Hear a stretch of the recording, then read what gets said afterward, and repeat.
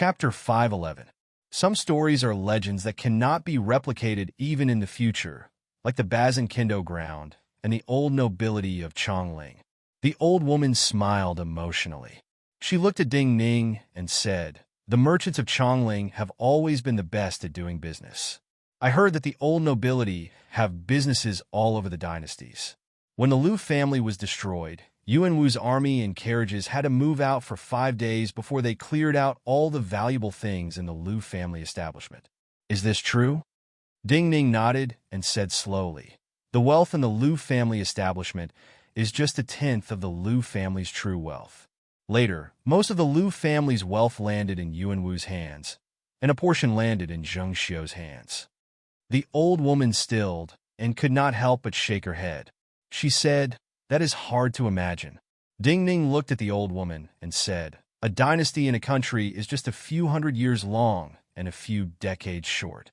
But some sects and families have thousands of years of accumulation." The old woman thought for a moment and then smiled. "When an emperor dies, the dynasty changes. But as long as one person in a family lives, it will continue. So the country is easy to die, but the family is not. But to rule a country like ruling a family, it is very difficult." Ding Ning slowly turned his head and looked at the wind and snow outside the tent. He said slowly, "Rule by law, rule by benevolence, and think by oneself. Only then can one last." The old woman grew serious and asked, "Back then, the Bazinkindo ground, or rather, your master, what did you think?" "Swift and decisive. Rule the world and then rule." Ding Ning said, "The faster, the fewer variables. But when something's happened to oneself, one will know there are many limitations." The old woman thought of everything the Bazinkindo ground had paid and said sincerely, "It was not easy. There was a forest in the imperial palace of Chongling. The reason it was called a forest and not a garden was because this forest was the will of the Yuanwu emperor. No one managed it, and all the trees grew freely. The Yuanwu emperor's cultivation grounds were behind this forest, and opposite him, separated by this forest, was the pavilion where the 2 ministers usually took care of court matters. At this time, the forest was desolate, and appeared even more winter. Emperor Yuanwu was still dressed in cloth robes as he sat on the ground. Opposite him were 2 old people. One was dressed in black robes, his face thin and cold. The other seemed old, but his face was young and even handsome. His presence was gentle, and he gave people the feeling that he was easy to talk to and make friends with. These were the 2 ministers who were higher than the bureau chiefs. In the tone of many Guangzhou people, other than some matters controlled by the empress in secret, everything that could be put on the surface in the Qin court was coordinated and handled by these 2 people. Originally, most of the emperor's matters were handed over to these 2 people to handle. Naturally, these 2 people were the emperor's true confidants. Why? But at this time, these 2 people asked the Yuanwu emperor at the same time. There is no why. The Yuanwu emperor looked at these 2 important officials who could influence the entire Qin dynasty and said calmly, "No matter what she did, this is this lonely one's family matter." The 2 ministers exchanged a look. In the end, the cold minister Yin spoke, also calm but with great courage. "Holy One, can you guarantee that this will always be your family matters?" The Yuanwu emperor was not angry.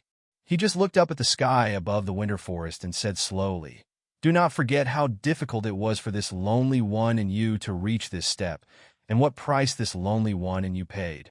The 2 ministers naturally did not get what they wanted and frowned slightly. The Yuanwu emperor looked down at Minister Yin. "Do not forget, when she came from Jiaodong Commandery, this lonely one should have been the first to appear in front of her.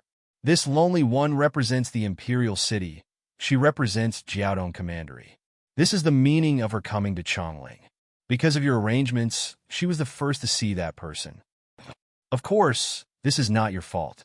Looking at the paling Minister Yin, the Yuanwu emperor shook his head. "Because of this lonely one obtained the world.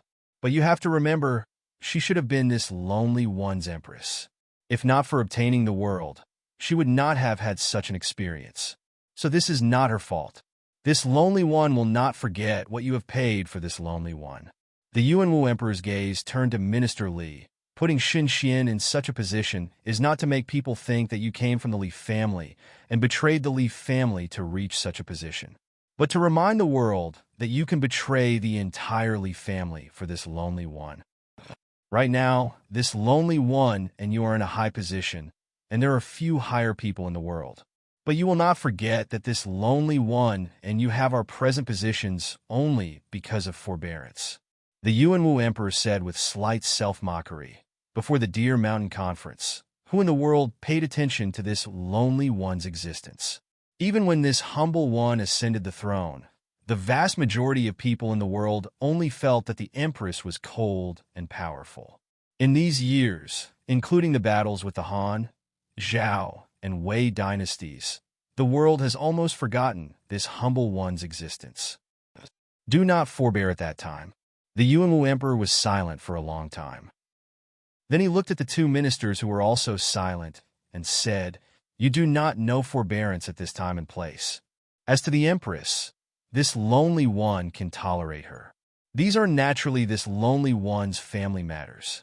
I did not know that her meeting with that person back then in Chongling was not a coincidence."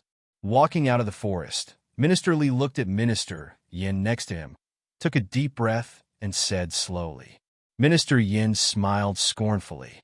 The love of young people is usually blind. Adult love is about advantages and disadvantages. First come, first serve is usually more important than talent. She dislikes accepting arrangements the most. So even if she came from Jiaodong Commandery at the request of her family, she may not have accepted a marriage alliance with the Holy One back then. Minister Li was silent for a long time. He knew that this matter that even he didn't know was the greatest secret of all that had happened back then. In this matter, his colleague's arrangement may have been the most correct one back then and the best move, because in the end, he achieved his goal and brought Jiaodong Commandery and Chongling together. But even more importantly, this woman who did not know of such an arrangement became the Empress. Even more importantly, her strength far surpassed everyone's imagination. Do you really think that this will always be a family matter like His Majesty said? Prime Minister Li raised his head and asked Prime Minister Yin. Minister Yin smiled coldly. If you believe, why ask me? Minister Li shook his head and did not speak. Chapter 512. Many things in the world were coincidences, but many seemingly coincidental things were inevitable. On the outskirts of Chongling, as a carriage moved on the road, a yellow-robed swordsman stood silently in a small house by the road. He grew more excited, and his breathing sped up. His attention and perception were not on the carriage at all, but on the coachman driving the carriage. He knew that the carriage driver had been wearing yellow robes like him. If that person had not suddenly left, he would not have been able to wear such yellow robes and walk in the imperial palace of Chongling. That person had been with the Empress ever since she came to Chongling from Jiaodong Commandery. He did not understand why the other had suddenly betrayed the Empress and left. He only knew that the other was more experienced than him, and knew more. He had tried his best to investigate, but there had been no news, and he could not find the other's whereabouts. Only today did this person show some flaws, and his whereabouts were confirmed. Knowing too many secrets that one should not know, the only result was death. This yellow-robed successor from Jiaodong Commandery had no sympathy for his predecessor. He did not want to have any conversation with the other. He only wanted to confirm the other's identity, and then kill the other in the quickest and cleanest way. To confirm the other's identity, he did not need to confirm it while the other was alive. That was why when he was certain that the people in this carriage already had no chance of escaping, he began to breathe wantonly. The small sword hidden in his sleeves released a vibrating noise, turning into a streak of bright light, shooting out from the hole in the roof above. This bright sword light did not directly attack the coachman on the carriage. It was just a signal. The winter forest on the two sides of the road suddenly frosted. Two flying swords clearly stronger than the yellow-robed person's flying sword, one red, one white, fell towards the carriage driver at the same time. The two horses at the front of the carriage sensed the threat of death and neighed furiously, their hooves flying. But they were stopped by the enormous power coming from the front of the carriage. They stopped where they were, their hooves creating waves of mud as though they were digging the ground. Time seemed to have frozen in the space around the coachman. The speed of the flying sword, which carried a biting cold, killing intent, made the coachman's movements seem to be in slow motion. Facing the two small swords, one red and one white, the driver only made an extremely simple movement. He took out a small brass mirror from his bosom, then stimulated his Zhen Yuan with all his strength, pouring it into the mysterious runes on the small brass mirror. In the next moment, the small brass mirror gave off tiny sounds like small fish jumping into the water. Countless crescent moon-like yellow light bloomed from the small brass mirror and gently supported the two small swords. Then, the two small swords full of killing intent were completely restrained. The two small swords floated around the coachman, trembling but unable to enter or retreat. The yellow-robed swordsman in the small room walked onto the path. Seeing the two trapped flying swords, there was no shock on his face. The other had followed the Empress for a long time, and it was not strange for him to have powerful seal weapons on him. Also, these two small swords were only to bind the other's footsteps here. In the end, there would be stronger cultivators who would kill the other. He just had to be present to witness the process of the other's death. His gaze naturally looked towards the winter forest to the left. There was a swordsman there who was fighting with all his power, trying to take back his trapped flying sword. The entire winter forest was trembling, countless branches snapping. Even the withered leaves on the ground were thrown into the air and sprayed out of the trees like a fountain. A woman's figure suddenly appeared among the withered leaves. Among the top cultivators of Chongling, there were very few women, but as long as they were women, they were usually terrifying. The woman who appeared now was the master of Chongling's endless palace, Pan Rui. Pan Rui glanced at the carriage driver. Dozens of withered leaves flew into the air, accelerated, and started to burn in the air, turning into lines of fire. These lines of fire did not land directly on the carriage driver, but in the surrounding world, cutting off the connection between the small mirror and the primal energies of the universe. The small brass mirror suddenly dimmed. The two small swords continued to move forward. At such a short distance, no cultivator could dodge the stabs of the flying swords in time. This carriage driver's life was about to end here. But at this time, a wild presence suddenly descended on this path. Pan Rui's breathing suddenly stopped. Her eyes widened, and her face was filled with disbelief. The lines of fire suddenly went out. The small brass mirror shone again. The two small swords that had started to speed up immediately stopped in the air. A swordsman sensed something and flew forward in shock. However, a palm was many times faster than his figure, and it seemed to gently press on his body. There was an explosion. This swordsman did not feel any pain before his body exploded. A pile of shattered bones flew out.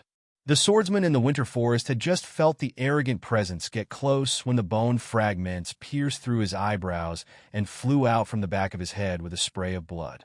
The yellow-robed cultivator on the path trembled violently. In his subconscious, even Marquis Su of Mount Hung, famed for his dominance of the 13 marquises of the Qin dynasty, could not have such a wild presence. Even more importantly, they could not be so strong. His pupils contracted violently. What was reflected in his eyes along with the wild wind was still a woman. This was a middle-aged woman dressed in ordinary Taoist robes. The two shocking scars on her face caused her to seem to be wearing a vicious mask. "Who are you?" he shouted in a trembling voice. "Master?" Pan Rui turned around and looked at this middle-aged woman who had suddenly appeared and killed two powerful swordsmen with a puzzled expression. "Master?" The yellow-robed cultivator opened his mouth. He could not help but want to say something. But the moment he opened his mouth, a violent presence entered his mouth. His head was like a ripe watermelon that had been hit by a hammer, directly bursting open. "Master, why are you doing this?" Pan Rui could not understand why her master, who had been in seclusion, suddenly appeared here. She could not understand why she would use such a violent method to kill these cultivators present. The woman with the ferocious scars on her face that made her look like she was wearing a flowery mask didn't answer her question first. She only glanced at the two horses that were still restless. The two horses froze for a moment before exploding into countless pieces of flesh and blood. You say you want to talk to me about the past, about how that person disfigured my face. The middle-aged woman still did not answer her question. She looked at the carriage driver and said slowly and violently, "What do you want to say?" Pan Rui's breathing stopped again. Many people in Chongling had forgotten this middle-aged woman and a famous incident in Chongling back then. But of course she knew the identity of this middle-aged woman and who had disfigured her face back then. The carriage driver, shrouded in a violent presence, looked up and put away the small mirror. He knew that this middle-aged woman had been in seclusion for many years, but she was likely even more violent than back then. So he did not waste words and said, "That person disfigured your face back then because of Zheng Xiu's instigation." Chapter 513. The middle-aged woman laughed. "This joke is not funny." She looked at the carriage driver with a smile. The scar on her face was a sword wound. It looked shallow, but because of the tearing of the sword energy and the sputtering of the energy, it had ripped off much of her skin and even cut off the possibility of her flesh and skin growing back together. For some unknown reason, other than this sword wound, there were many crisscrossing shallow scars. It looked like someone had used a sharp blade to repeatedly cut her face. What she said now was not funny, but she was smiling. When she smiled, the many scars on her face were pulled together like an exceptionally malicious flower, blooming with countless negative emotions. Therefore, she gave people the feeling that she was exceptionally rebellious, ruthless, and ferocious. A wave of wild power landed on the carriage driver. This man, who had once been the yellow-robed envoy of Jiaodong Commandery, who had followed Zheng Xiu from Jiaodong Commandery to Chongling, knew that he would be torn to pieces by this power at any time. But his smile was calm, with a hint of the gloom of the winter sun. "This really is a very unfunny joke." He looked straight at this middle-aged woman, slowly and seriously saying, "However, the truth is precisely like this. Even though you and Zheng Xiu are like sisters, the reason why that person came to disfigure your face was because of her instigation." The middle-aged woman's smile disappeared. She looked at the man with a condescending gaze, as if she was looking at an ant indifferently. All the beings on this path seemed to have fled in terror, and was exceptionally silent. Pan Rui's face grew paler. She looked at the shocking scars on her master's face, and thought, if this man was speaking the truth, what would her master do? The middle-aged woman seemed to spend some time to remember many things. Then she said coldly, "When he came to find me to compete in swords, he and Zheng Xiu had not met." "You speak the truth." The man on the front of the car nodded and continued, "You haven't even met, but to her, you're already a threat. You are a descendant of the Qian imperial house. While the Qin country no longer exists, your status and the factions behind you are no less than the daughters of the old nobility of Chongling. Even more importantly, none of the daughters of the old nobility of Chongling had your talent and beauty in the sword." The middle-aged woman's eyes flashed with a strange luster, as if a certain memory had brought light to her. At the same time, she said in a strange tone, "But I have a very bad temper. For some people, having a bad temper can be seen as hating evil and being straightforward." The man on the front of the car said, "Especially for those unruly geniuses, this might instead become a point of attraction." After a pause, he continued, "Geniuses are often not ordinary people. They have many different aspects." Dust rose from the ground. The middle-aged woman suddenly sneered viciously, her robes flapping. "So you mean when Zheng Xiu just arrived in Chongling, or before she arrived in Chongling and met me, she thought I was a match for her?" The man on the front of the carriage said respectfully and seriously, "Yes." Then before the middle-aged woman could speak, he added, "You do not know her experiences growing up in Jiaodong Commandery, so you cannot understand." The middle-aged woman's eyes narrowed slightly. She asked directly, "Why did you betray her? In Chongling, even if you were her servant, your actual status is no less than the bureau chief's. So you have such questions because you do not understand Jiaodong Commandery, her experiences growing up, and her family." The man on the front of the carriage took a deep breath and said slowly, You do not understand these things, so I cannot explain. You better speak quickly. The middle-aged woman said coldly, I do not have much patience. Jiaodong Commandery is an old nobility, but when the outer king rose, they were unable to enter Chongling. While they had strength, they were always pushed aside. In the eyes of the old nobility of Chongling, they were just country people. Jiaodong Commandery knows this. The man on the front of the carriage nodded and said, strength and status are not proportional, so abnormal ambition naturally grows. Jiaodong Commandery's thoughts are not just to enter the ranks of Chongling's nobility, but to completely suppress the old nobility who once looked down on and laughed at Jiaodong Commandery. Just like how the rise of the Bazin Kindo ground depended on a few great people, the rise of Jiaodong Commandery needs people like Zheng Xiu. Jiaodong Commandery is very lucky in this generation. You only know that the Zheng family produced a talented cultivation genius like her, but you do not know that there is more than one. In her generation, adding on the concubine, there are 4 extremely talented cultivation geniuses. Jiaodong Commandery spent 15 years, and in the end, they raised Zheng Xiu like raising a goo. Now, the people of Chongling and the entire world say she is cold. But if you know how she left Jiaodong Commandery alive, you will know that if she is not so cold, then the one who left Jiaodong Commandery and came to Chongling is not her. The middle-aged woman's brows furrowed slightly. Pan Rui's breathing sped up. She could not help but look at the man on the carriage and say, you mean she actually had multiple siblings with astounding talent, but her family forced them to kill each other to cultivate. In the end, everyone else died, and she was the only one alive? Some died directly by her hands. Although some didn't die directly by her hands, there wasn't much of a difference. The man on the carriage looked at her and nodded. Then he said, when her family elders used all kinds of extreme methods to choose a person who could enter Chongling, they also taught them how to choose their subordinates and how to control their loyalty. Control the loyalty of subordinates? Pan Rui could not help but repeat. She felt the words were very awkward. The man on the carriage said, because in her view, there is nothing between her and her subordinates that can be trusted and unchanging. So even loyalty, in her view, is control. For her, family is one of the most important means of control. So in order to get a subordinate who is capable and loyal to her, what she did was kill my original family, and then tried to give me a new family. Pan Rui's breathing paused.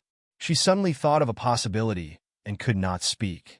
The man on the front of the car slowly continued. Before I was even a cultivator, I was just an ordinary scholar. Then when my family went on a trip, we encountered bandits. My entire family was killed, only I was saved by her family. Then many years later, I woke up from the nightmare and had a woman I loved and a new family. But she did not expect that many years later, when I came to Chongling, because of a small matter, I finally found out that the bandits who killed my family, including my new family, were all her arrangements. My new family members are nothing more than her subordinates. When he said this, the man on the carriage smiled bleakly. He looked at Pan Rui and said in a deeper voice, you may not believe it, but back then, in order to complete the studies her family arranged, she searched for a subordinate like me and sent people to kill my family. She was just 7 years old, just a 7-year-old child, and she was able to do something like this. Chapter 514. Pan Rui's body inexplicably turned cold. While she was not from Jiaodong Commandery, she was a war orphan. Zheng Xiu was never a carefree daughter of a prestigious family who came to Chongling to play. The man on the carriage looked at Pan Rui and the middle-aged woman with a bleak expression. He said, she came to Chongling to represent the interests of Jiaodong Commandery and represent the ambitions of Jiaodong Commandery above the old nobility. She really did it. I can treat what you said as a story, but if you tell me too much, it's still just a story. The middle-aged woman looked at the man on the front of the car, and her eyes fell on the closed door behind him. You know I'm very irritable, so if you have something that can convince me, you'd better show it to me quickly. The man on the carriage nodded and turned to open the carriage door without speaking. In order to let the middle-aged woman see more clearly, he got off the carriage and moved aside to let the sunlight shine into the carriage. There was a woman sitting in the carriage. The woman was dressed plainly. At the start, she was calm, but when the sunlight fell on her, her body started to tremble. She looked up. Her face was also covered in flowers. She also had a sword mark on her face. The middle-aged woman frowned. The woman in the carriage was about the same age as her. She looked at the woman in the carriage and felt a faint sense of familiarity. Even more importantly, the woman in the carriage looked at her with flashing eyes that contained many indescribable emotions. She seemed to be an old acquaintance of the woman in the carriage. "Do I know you?" The middle-aged woman was dazed and instinctively said, "Who are you?" The woman in the carriage did not dare to look at her. Her body trembled more violently, and she could not make a sound. The middle-aged woman's presence grew more violent and restless as though she could not control it. "Young lady Ji Qingqing of Chun, you do not have many friends in Chongling. For you, Zheng Xiu, who came later from Jiaodong Commandery, is one, and your junior sex sister Su Ruoxin is another." The man next to the carriage bowed his head and said respectfully, "I had not expected you to not even recognize your junior sex sister." The wind suddenly stopped. At this moment, all the air in the path was frozen by a terrifying force and became still. Absolute silence. It was because this young lady of the Chun kingdom needed absolute silence. "Junior sister?" She made a sound. The voice was hesitant and conflicted, but it carried an exceptionally shocking power that pierced through time and seemed to pull her and the woman in front of her back to Chongling many years ago. "Why do you also have such a sword scar on your face? Who was it that slashed your face with such a sword?" She continued to speak, but her voice sounded hollow even to her own ears. The emotions of the woman in the carriage fluctuated even more violently. She raised her head slightly and looked at her. Her lips trembled continuously, but she was unable to make any sound. You should be able to tell what kind of sword intent formed the sword scar on her face. The voice of the man beside the carriage rang out. The middle-aged woman outside the carriage, Ji Qingqing, who had been famous many years ago in Chongling, couldn't help but look at the scar on the face of the woman in the carriage. Her pupils instantly contracted. "Sever the threads of love?" The man slowly said. "At that time in Chongling, only you and your junior sister comprehended this sword essence." Pan Rui, who had been listening all this time, felt her body grow colder. Hearing the words, her breathing suddenly stopped. At that time, Master had already passed away. Only junior sister and I knew this sword essence. If I did not sever it, then junior sister severed it herself. Ji Qingqing's voice abruptly turned cold, carrying a hint of cruelty. "Then, junior sister, why did you cut your own face with this sword?" The man beside the carriage wanted to speak, but a violent presence pressed down on his throat. "If you do not want to die, let her speak. Let her tell me herself." "Senior sister." The woman in the carriage trembled for a long time before she finally spoke. Ji Qingqing turned her face to the side, not looking at her. She said coldly, "And then, the Chun King sword manual." The woman in the carriage suddenly started to cry. Her strength completely disappeared. She was unable to support herself as she leaned forward and sobbed. "For the Chun King sword manual." Ji Qingqing still did not look at her. She said coldly, "And then, the Chun King sword manual is in the hands of Jiaodong Commandery. Zheng Xiu used the Chun King sword manual as an exchange. As long as I cut my face, let some people see, and then left Chongling, she would give the Chun King sword manual to me. And then? Did you really slash yourself in the face?" Ji Qingqing laughed. Everyone felt that there was no smile more chilling than this in the world. "Then you let the people of the Bazin Kendo ground see the sword wound on your face, and let the Bazin Kendo ground, especially Wang Jingming, think that I cut your face?" The woman in the carriage sobbed but nodded. Ji Qingqing's smile grew. Then she tried to send some news to Wang Jingming's ears. She made him feel that I was jealous of junior sister's talent and beauty and forced you to leave Chongling. Adding on that my personality is rumored to be very bad. He believed the words of others and believed them? Her voice echoed in the passageway. No one answered. "For a sex sword manual, is it worth it?" Her laughter grew louder, and she looked at the woman in the carriage with a disdainful gaze. "The Chun King sword manual is strong, But it is not the legendary 9-death silkworm, not the legendary lonely mountain sword hoard. Even if you obtain it, you will not be invincible. At most, you will be able to suppress me. Junior sister, what are you fighting for? Still no one answered. The woman in the carriage sobbed and did not know how to answer. The man beside the carriage knew that if he answered for her, he would really die in the next moment. Junior sister, her smile became even more sarcastic and ferocious. Since you've completed such a deal with her and obtained the precious treasure of your sect as you wished, why would you come here for a servant of hers and cry in front of me like a dog? After saying this, the man beside the carriage loosened his throat. The violent murderousness left his throat and landed on the woman in the carriage. The woman in the carriage stiffened and then spoke. She wanted nothing to go wrong and did not want people to know of this matter. So she wanted me and the Qin King sword manual to disappear together and not leave Chongling. In the end, she did not die. I let her live. The man beside the carriage said simply, she owes me a life, so she appeared in front of you with me. Wang Jingming is not a pig. Just based on some words, he wants to kill me? Ji Qingqing snarled viciously. Because more than one person gave him such a false impression, the man beside the carriage said slowly. Also, while he had not met Zheng Xiu at the time, Gu Huai and Zheng Xiu had met, and Gu Huai was his trusted friend. But Gu Huai is already dead. Death means there is no proof. Ji Qingqing took a deep breath and slowly exhaled. Then she put away her smile and looked coldly at the man. A servant who worked for Zheng Xiu for many years like a dog, but wants revenge. A junior sister who looks worse than a dog. If you can betray me for the sex secret manuals, then why can't you lie to me because of other temptations? The man beside the carriage did not change his expression. He looked up at this powerful and violent woman and said, because there is one more person who can prove it, and that person you can definitely trust. Ji Qingqing said with an indifferent expression. Oh. The man beside the carriage said seriously, Bailey Sushua. Chapter 515. Bailey Sushua. Ji Qingqing slowly lowered her eyes. Of course he has enough weight. Bailey Sushua, the sect master of Min Mountain Sword Sect. This is someone much more important than me and Chongling.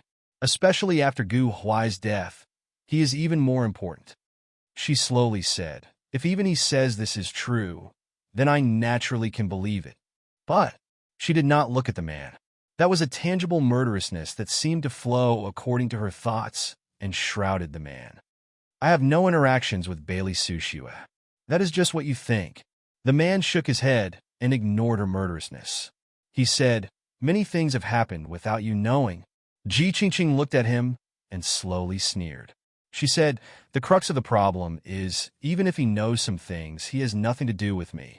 What right does he have to speak for me or explain to me?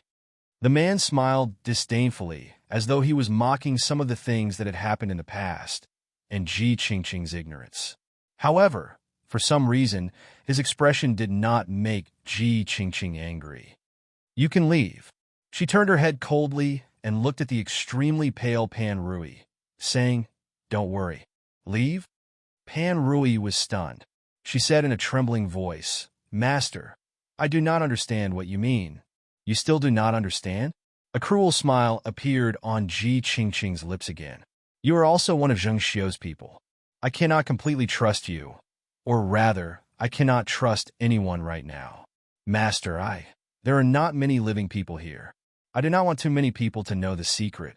You first have to consider where you should go. Ji Qingqing looked at her and smiled.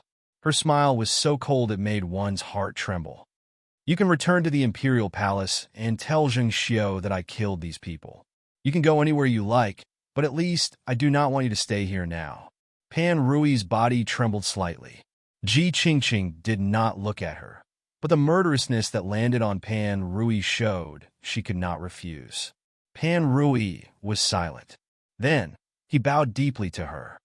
Take the person in the carriage with you.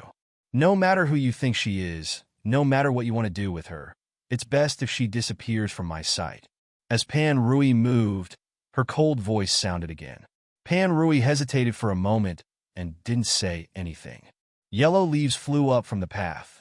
Her slightly thin voice and the sobbing of the woman in the carriage disappeared into the road.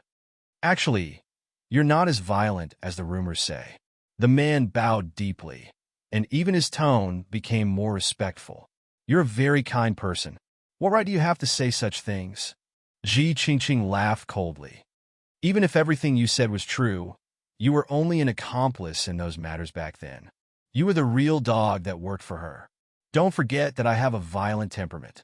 In some stories, I'm not good-looking, but I'm extremely fond of beauty. I'm even jealous of those who are fond of beauty.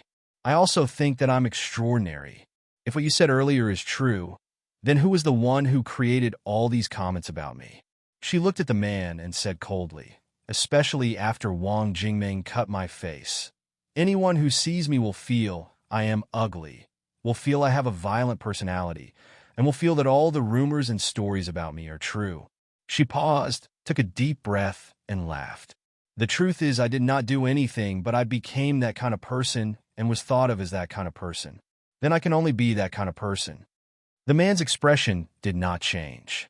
He said softly, I do not hope to be forgiven, even if I have to pay with my life. Every injustice has its perpetrator. Every debt has its debtor. Then he paused and said seriously, anyone will pay the price for what they have done. Ji Qingqing laughed for a long time. Her laugh was uglier and more bitter than anyone else's. She thought of many things related to herself. She thought of herself when she was young, before her face was disfigured. Her appearance at that time was not unparalleled in Chongling, but she was beautiful. Her talent at that time was not the best in Chongling, but she was one of the few people at the front. But those scenes had been sealed for too long and were too unfamiliar. So much so that it seemed to be a life that had nothing to do with her. Her smile grew colder until it disappeared. Since you say many things happened before I knew, then tell me, what did Bailey Sushua do that is related to me? That was after Wang Jingming challenged you and cut your face, many years after Zheng Xiao and Wang Jingming were together. At that time, the Han had been destroyed, and Zhao was at death's door. The man looked at her, speaking slowly and unusually solemnly, because this matter was unimaginably important to the present. Bailey Sushue and Wang Jingming met in the bamboo hut by the Tianju stream. Bailey Sushue and Wang Jingming talked about some things, including your matter. Then Bailey Sushue broke off with him and closed the sect to see him again. He was never able to enter Min Mountain Sword Sect again. His voice was calm and unusually solemn, but Ji Qingqing's body uncontrollably trembled. What did you say? Everyone in the world knows that Bailey Sushue had a bad relationship with him, and he never had a chance to enter Min Mountain Sword Sect. Yet, even the Yuanwu Emperor and Zheng Xiao did not know why he had a bad relationship with Bailey Sushue. Only I know that Bailey Sushue and Wang Jingming were once good friends. Now, you are the second in the world to know. The man looked emotionally at her and said, This is absurd. Ji Qingqing thought of more old matters, of the Bazin Kendo ground and Min Mountain Sword Sect, and could not help but say coldly, Many absurd things often come from people's emotions. The man smiled. His smile was ugly. Only I know that Bailey Sushue once liked to walk aimlessly through the streets of Chongling. Only I know that Wang Jingming met Bailey Sushue and not long after he entered Chongling. Only I know that Bailey Sushue thought of him as his best friend. Only I know that Bailey Sushue coincidentally discovered some things about Jiaodong Commandery and Zheng Xiao, including your matter. The last time he met Wang Jingming in the grass hut at Tianju Creek, he told him that Zheng Xiao was not as good as he thought. But he did not believe. Ji Qingqing was silent, but her face was starting to pale. The man continued slowly. That person always thinks that every friend is trustworthy and should be trusted, especially the woman he loves.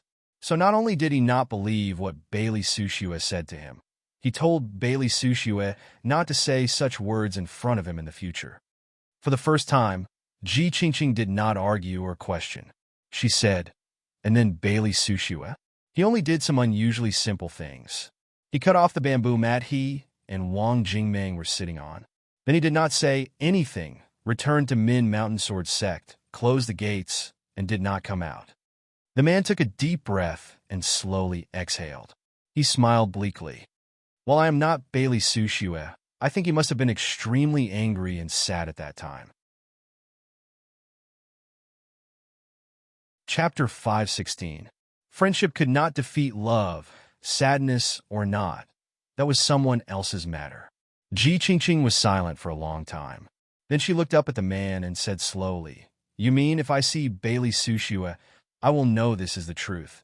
Actually, when you saw your junior sister, you already had an answer." The man looked at her and said, "You just want to understand many things. Before Zheng Xiu reached Chongling, she felt I was a threat. She had to make me a non-threat to her, and even be used by her." Ji Qingqing said with slight scorn, "Back then, there were many female cultivators more famous than me in Chongling. I had not expected her to think so highly of me." Jiaodong Commandery is ambitious. While they have the convenience of being directly connected to the sea, and are rich in production, and are in a remote place that the old nobility cannot control, the old nobility have accumulated power, wealth, and connections to the 6 dynasties in Chongling and Guangzhou. They have enough capital to treat Jiaodong Commandery as a country bumpkin. The man said softly and humbly, "If Jiaodong Commandery wants to compete with the old nobility, they have to be special. What Jiaodong Commandery relies on is not power and wealth, but scheming and trust." Scheming and trust? Ji Qingqing frowned slightly. The man nodded and said, "This scheming and trust is not scheming and trustworthiness, but strategists and information. Jiaodong Commandery has many retainers and strategists. Most of them only do one thing, collect information and spy in secret." After a pause, he said, "Not just in Chongling, Jiaodong Commandery has many spies in Guangzhou, the other dynasties, and even some barbarian places. They give them great rewards. Each year, many young children and young people that Jiaodong Commandery trains are sent to different parts of the world. Even now, it is still so. In the decades when the old nobility looked down on them, all Jiaodong Commandery did was wait for a person like Zheng Xiu to appear and weave an invisible net." Ji Qingqing's ruthless mood subsided somewhat. She began to think carefully. The accumulated power and schemes of a great clan and a county over several decades had landed on her. This was not something that could be described as personal grudges. Some of her resentment simply had nowhere to go. More of it was fear and coldness. Even if he understood everything, it wouldn't be easy for him to take revenge. At this time, this man who had followed Zheng Xiu for almost 20 years said something that chilled her heart even more. Some things seemed to be coincidental, but in reality, before she left Jiaodong Commandery, it was fated. Originally, in the arrangements of the retainers of Jiaodong Commandery, Zheng Xiu should be with Bailey Sushue and not Wang Jingming. Ji Qingqing's body shook slightly, and she suddenly laughed. Jiaodong Commandery wants to replace the will of the heavens and arrange everyone's lives? The man ignored the coldness and disdain in her words and said calmly, while Wang Jingming had shown his abilities at that time, in the view of Jiaodong Commandery, Bailey Sushue had an advantage over Wang Jingming and Yuanwu. In their view, Bailey Sushue's talent was no less than Wang Jingming's. Min Mountain Sword Sect was in Chongling, and Jiaodong Commandery could use him. But the only thing they did not expect was that Bailey Sushue did not like Zheng Xiu, and that person almost single-handedly made Bazinkindo ground the leader of the world. Ji Qingqing was silent for a moment and said, "Simply speaking, Jiaodong Commandery wanted Zheng Xiu and Bailey Sushue to be together. They did not expect Bailey Sushue to feel that she was not a good person, and she turned to Wang Jingming. In the end, Yuanwu benefited." The man nodded and said softly, "No one can plan flawlessly. No one can replace the will of the heavens. This Chongling looks either black or gray. The streets are straight, stable, and simple. Who knows how many schemes and dirty things are hidden here?" Ji Qingqing laughed in disgust and asked the man, "What is your name?" The man said respectfully, "Real name Zhao Gao." "Zhao?" Ji Qingqing's eyebrows rose in surprise. "You are from the Zhao?" "In terms of true ancestor, it is Sinner Zhao, exiled to Jiaodong Commandery," Zhao Gao said. Ji Qingqing was silent for a moment and then smiled. Her smile was still ugly. Then Zhao Gao. Do you know what I want to say the most right now? Other people could not guess the thoughts of important people, much less a woman like her, who was filled with great hatred. So Zhao Gao simply shook his head. Bailey Sushue looked down on her. Wang Jingming broke off with her in the end. How did Yuan Wu treat her? Ji Qingqing laughed with cruel pleasure. A peerless woman like her is no different from a woman in the brothel. In the end, she could not obtain the true companionship of a man. Zhao Gao was silent. The thoughts of a woman and a man were different. But even a person like that had died because of a woman's betrayal. Who knew what was more important between the matters of the world and the matters of women? Pan Rui stood silently by the river. This was a tributary of the Wei River, a small wild river. Not far behind Pan Rui were the walls of Chongling that were being built. It was possible to see the outlines of the walls and the streets of Chongling. She had been standing silently for a long time. The woman who had been her master's junior sister and whose face had also been slashed by a sword did not know what she was thinking. She grew more terrified and finally started to cry again. Crying was not something cultivators would often do. This kind of weakness came from the lack of power. This woman's body was stronger than ordinary people, but from a certain point of view, she had not been a cultivator for many years. Because many important meridians in her body had been seriously injured and could not recover, she could not gather her vital energy. In other words, she was a leaky sheepskin raft on the river. If she was pushed into the river, she would sink. What that man said should be true. Hearing her cries, Pan Rui slowly turned her head and looked at her. She asked, "Your wounds were left behind when the Empress wanted to kill you?" The woman wept and nodded. "You can leave." Pan Rui did not look at her. She finally figured out what to do and looked at the river ahead. The woman stopped sobbing and began to tremble in fear. She looked at the water in front of her and could not help but wonder if the other party was so vicious. Instead of giving her a sword, he wanted to force her to walk into the cold winter water and let her slowly drown to death. However, it was also at this moment that she heard the sound of water. She saw a small boat slowly sail out from the bleak reeds and thickets, heading towards her. She was stunned, but her terror did not disappear. "You do not want to kill me?" She looked at Pan Rui and asked in a trembling voice, "Where do you want me to go?" Even a person familiar with Jiaodong Commandery's methods would be discovered just by bringing you to Chongling. Only by sending you from here to another country will you not fall into the Emperor's hands. Pan Rui looked at the small boat and said softly, "Do not worry. I will let you leave safely. I will have arrangements. Send me away?" The woman was stunned again. Only when the boat was in front of her did she react. She could not help but look at Pan Rui and ask, "Then you?" Pan Rui smiled bitterly. Thinking of the result of her previous hesitation, she said softly, "Since I am sending you away, I will not return to Chongling." The woman got on the boat, and the sound of water rose. The small boat gradually left the shore. The woman's face had been hidden under the boat's canopy, but half of her face came out of the darkness. Her tears had not dried, but she had true gratefulness. "In reality, I was not able to take the Chun King sword manual out of Chongling. You must return to Chongling once." Chapter 517. The turrets of Chongling flashed with faint light. Deep in the imperial palace, the Empress looked up slightly. Her perfect features rippled with a layer of light. Her beautiful eyes grew more and more empty. She did not see the turrets, but the past and Chongling. She had failed to do another thing.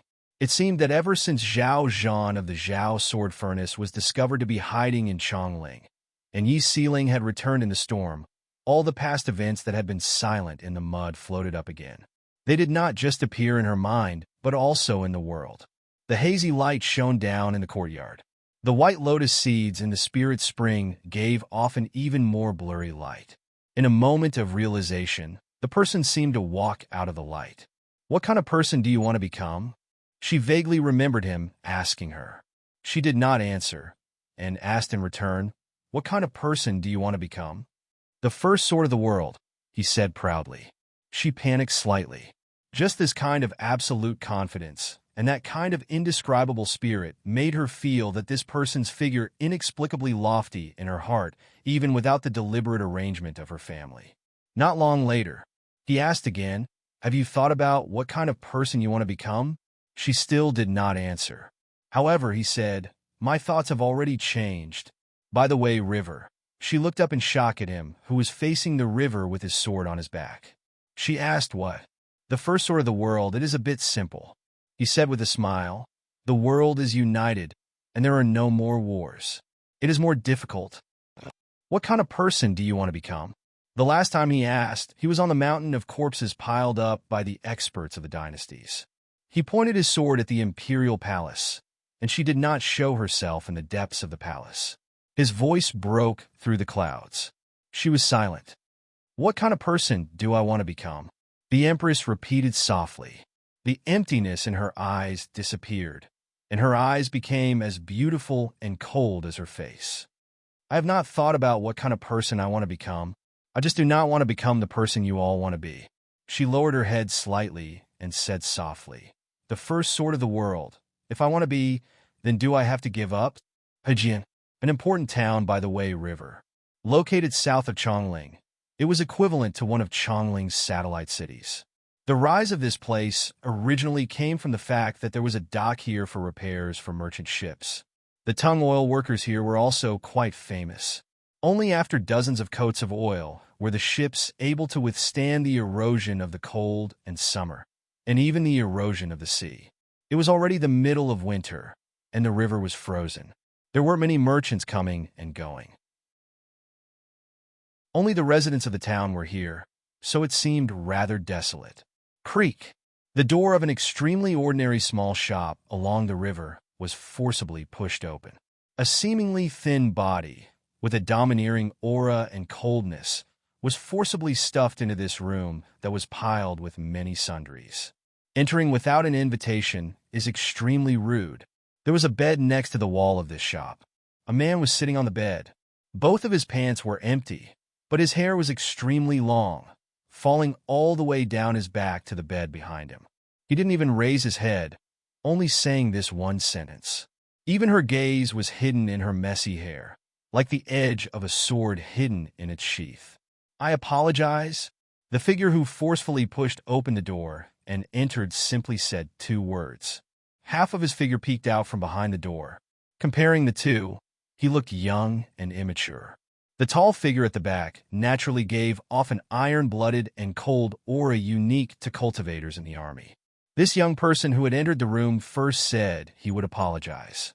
The tall figure behind him moved, and multiple mica knife coins landed in front of the man on the bed. "The gift is too great." The long-haired man looked up slightly and frowned. "It is not strange that the gift is great, but it depends on whether sir will give me a path." The young person stood straight, not advancing or retreating. He blocked the door like he was blocking the wind and said, "If you do not give me a path, I can use money to pave a path." The long-haired man couldn't help but laugh. He said, "How much money do you have?" "Pave a path." The young person did not move and only said 2 words. The tall figure behind him moved again. Pieces of mica knife coins landed in front of the long-haired man, but they layered over the floor of the long-haired man's room. Not even a crack was left. The long-haired man couldn't help but change expression. "I know people call Sir Sick Sun, and people call you Go Sunday. You have other names. You lived in Fish Market before, and even the remnant sword that Li Daoji asked for back to White Goat Cave came from you. But none of this is important. I only know that Sir is talented, and I have great wealth." The young person looked at the starry eyes in the long-haired man and said, "Sir can pave a path with money." The long-haired man did not disguise his shock. He took a deep breath. There was a tearing sound in the room. "Who are you?"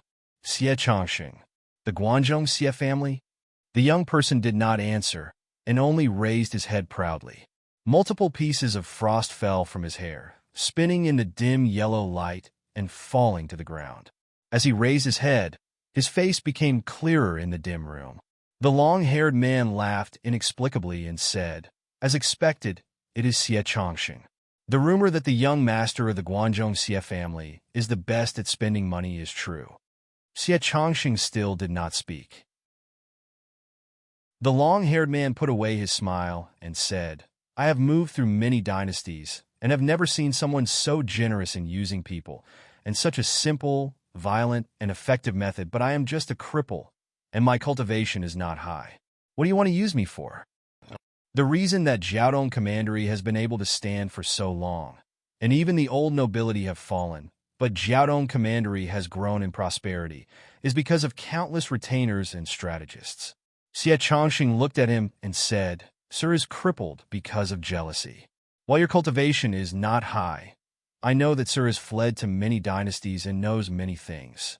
Even more importantly, Sir knows which people are useful and how to recruit them. There are many powerful cultivators from all the dynasties and places, but it is a problem to get them to be of use to me and help me. At this time, Xie Changxing bowed seriously to the long-haired man. What is the use of money? I want Sir to help me spend it. After saying this, he straightened and waved his hand slightly at the person behind him.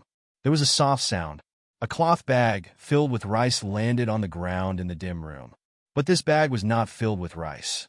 Looking at the mica knife coins that fell out, the long-haired man coughed in pain and said, You have so much money. Xie Changxing said coolly, There is more. Chapter 5:18. What are you thinking about? In the largest tent of the Wuji camp, the old woman was personally brewing tea as she looked at Ding Ning, who was silently watching the wind and snow. While she was the ruler of a country, and the difference in age between them was that of a grandparent and a grandchild, this old woman who held supreme power in Wuji still treated Ding Ning as a teacher. I am thinking about how to not rush for success. Ding Ning turned his head and said with a faint smile. The old woman asked seriously, Rush for success? Ding Ning looked at her and said, Back then, Chongling was in too much of a hurry. Right now, Chongling is also in a hurry. The old woman nodded. Ding Ning said, The qi is weak, and at most can produce some grandmasters. The Yan's rebellion has just been quelled, and your Wuji cannot fight. But the Qin has sent large amounts of grain to the Yin mountain border. So in the coming spring, they will attack the Chu. The old woman's expression changed slightly. She grew silent, and her hands trembled as she made tea. She knew that this was the conclusion Ding Ning had reached after analyzing all the military intelligence in the past few days. While even she could not believe that Chongling dared to use military force, the more she interacted with Ding Ning, the more she knew that Ding Ning's judgment had a basis. They were going to attack the Chu in the spring. She thought about it carefully. The Yin and Qi were not strong at this time. Even if the Qin dynasty would be in a more difficult situation because of the attack on the Chu, the Yin and Qi dynasties would not be much better off. War and nurture war. The Qin army and the entire Qin dynasty are skilled at this. Ding Ning was still thinking about the grain transport route of the Qin army on the previous military map and the movements of the marquises of the Qin dynasty's 13 marquises. He took a deep breath and slowly exhaled. Unless the Chu Gold Dagger army can move to the Wu Mountains in time, the Chu will lose. The old woman also took a deep breath. She made a cup of tea and pushed it in front of Ding Ning. She said, Xiang Yan's Gold Dagger army is at the northernmost part of the Chu border. They will not be able to reach the Qin and Chu border in the spring. Ding Ning drank his tea in silence. At this time, it was his turn to be silent. The old woman sighed softly, using power and wealth to bewitch the powerful officials of the foreign court, provoking chaos in other courts to weaken the strength. She followed the people of the Bazinkindo ground to conquer the world and learn a lot of tricks. If one thought about it carefully, everything made sense. Li Lingjuan's return to Chu, the old emperor's death, and the new emperor's ascension was followed by a wave of rebellion. Whether it was the ascension of the new emperor or the instigation of the rebellion, it was all her doing. It was as if she was playing chess with her left hand and right hand, but she was playing on someone else's chessboard. Fortunately, Consort Zhao's methods were beyond my expectations. But this year, there was a drought in the territories of the barbarians north of the Chu. The barbarians had entered the Chu lands in the autumn and winter to pillage. She might have predicted that the Chu army would go to quell the bandits, so she first attacked Wuji and then turned to attack the Chu in the spring. As for the chaos in Yan and Qi, It was just adding flowers to brocade. Such a method was really far-sighted. Only someone like you, sir, is worthy of being her opponent. Ding Ning finished his tea. He was not humble and said calmly, "She did learn a lot. She learned quickly. Even if the Qin dynasty suffers great losses, as long as the enemy dies, she can still achieve her goal." The old woman grimaced and said, "Other than the gold dagger army returning, is there any other way?" Ding Ning shook his head. "No. Then we can only fight for time." The old woman thought and said, "I fear it is not hard to have the gold dagger army return immediately. What is difficult is how to delay the Qin army." In the past, he was too anxious for success and made many mistakes. Some of the mistakes were caused by him and the Bazinkindo ground, but some were forced on him and the Bazinkindo ground. Ding Ning looked at the old woman and said, "There are some things in the past that have not been dug out." The old woman stilled slightly and said, "Then dig out those things. That is not what I am worried about." Ding Ning looked at the wind and snow outside the tent and said slowly, "The present Zheng Xiu is not acting like the Zheng Xiu of the past. Even when she used forceful means to force the Chongling cultivation places to listen to the court's orders, and then when she attacked Wuji, it was crazy in the eyes of most people. But now, it seems that each step is going according to her plan. Her reaction is so calm that it does not seem like the real her. She has not even started a true counterattack. This means that she is not in a hurry. This means that she has a hidden pawn that makes her feel at ease, a trump card." Ding Ning grew silent. The wind and snow outside the tent made him think of the true coldness of this Jiaodong commandery woman. "What else do you have that even I don't know about?" An ice-cold voice slowly echoed in his heart. While Ding Ning was looking at the snow in the Chu imperial palace, there were also people looking at the thin snow between the eaves. The capital of the Chu dynasty, especially the buildings of the imperial palace, were exquisite and thought to be the best in the world. At this time, the thin snow was embellished and the color was just right.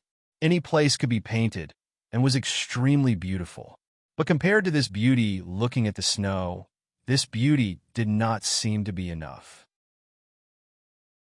The world knew that Consort Zhao's beauty in the Chu imperial palace was strong, striking, and intoxicating, like the most beautiful flower in the world blooming.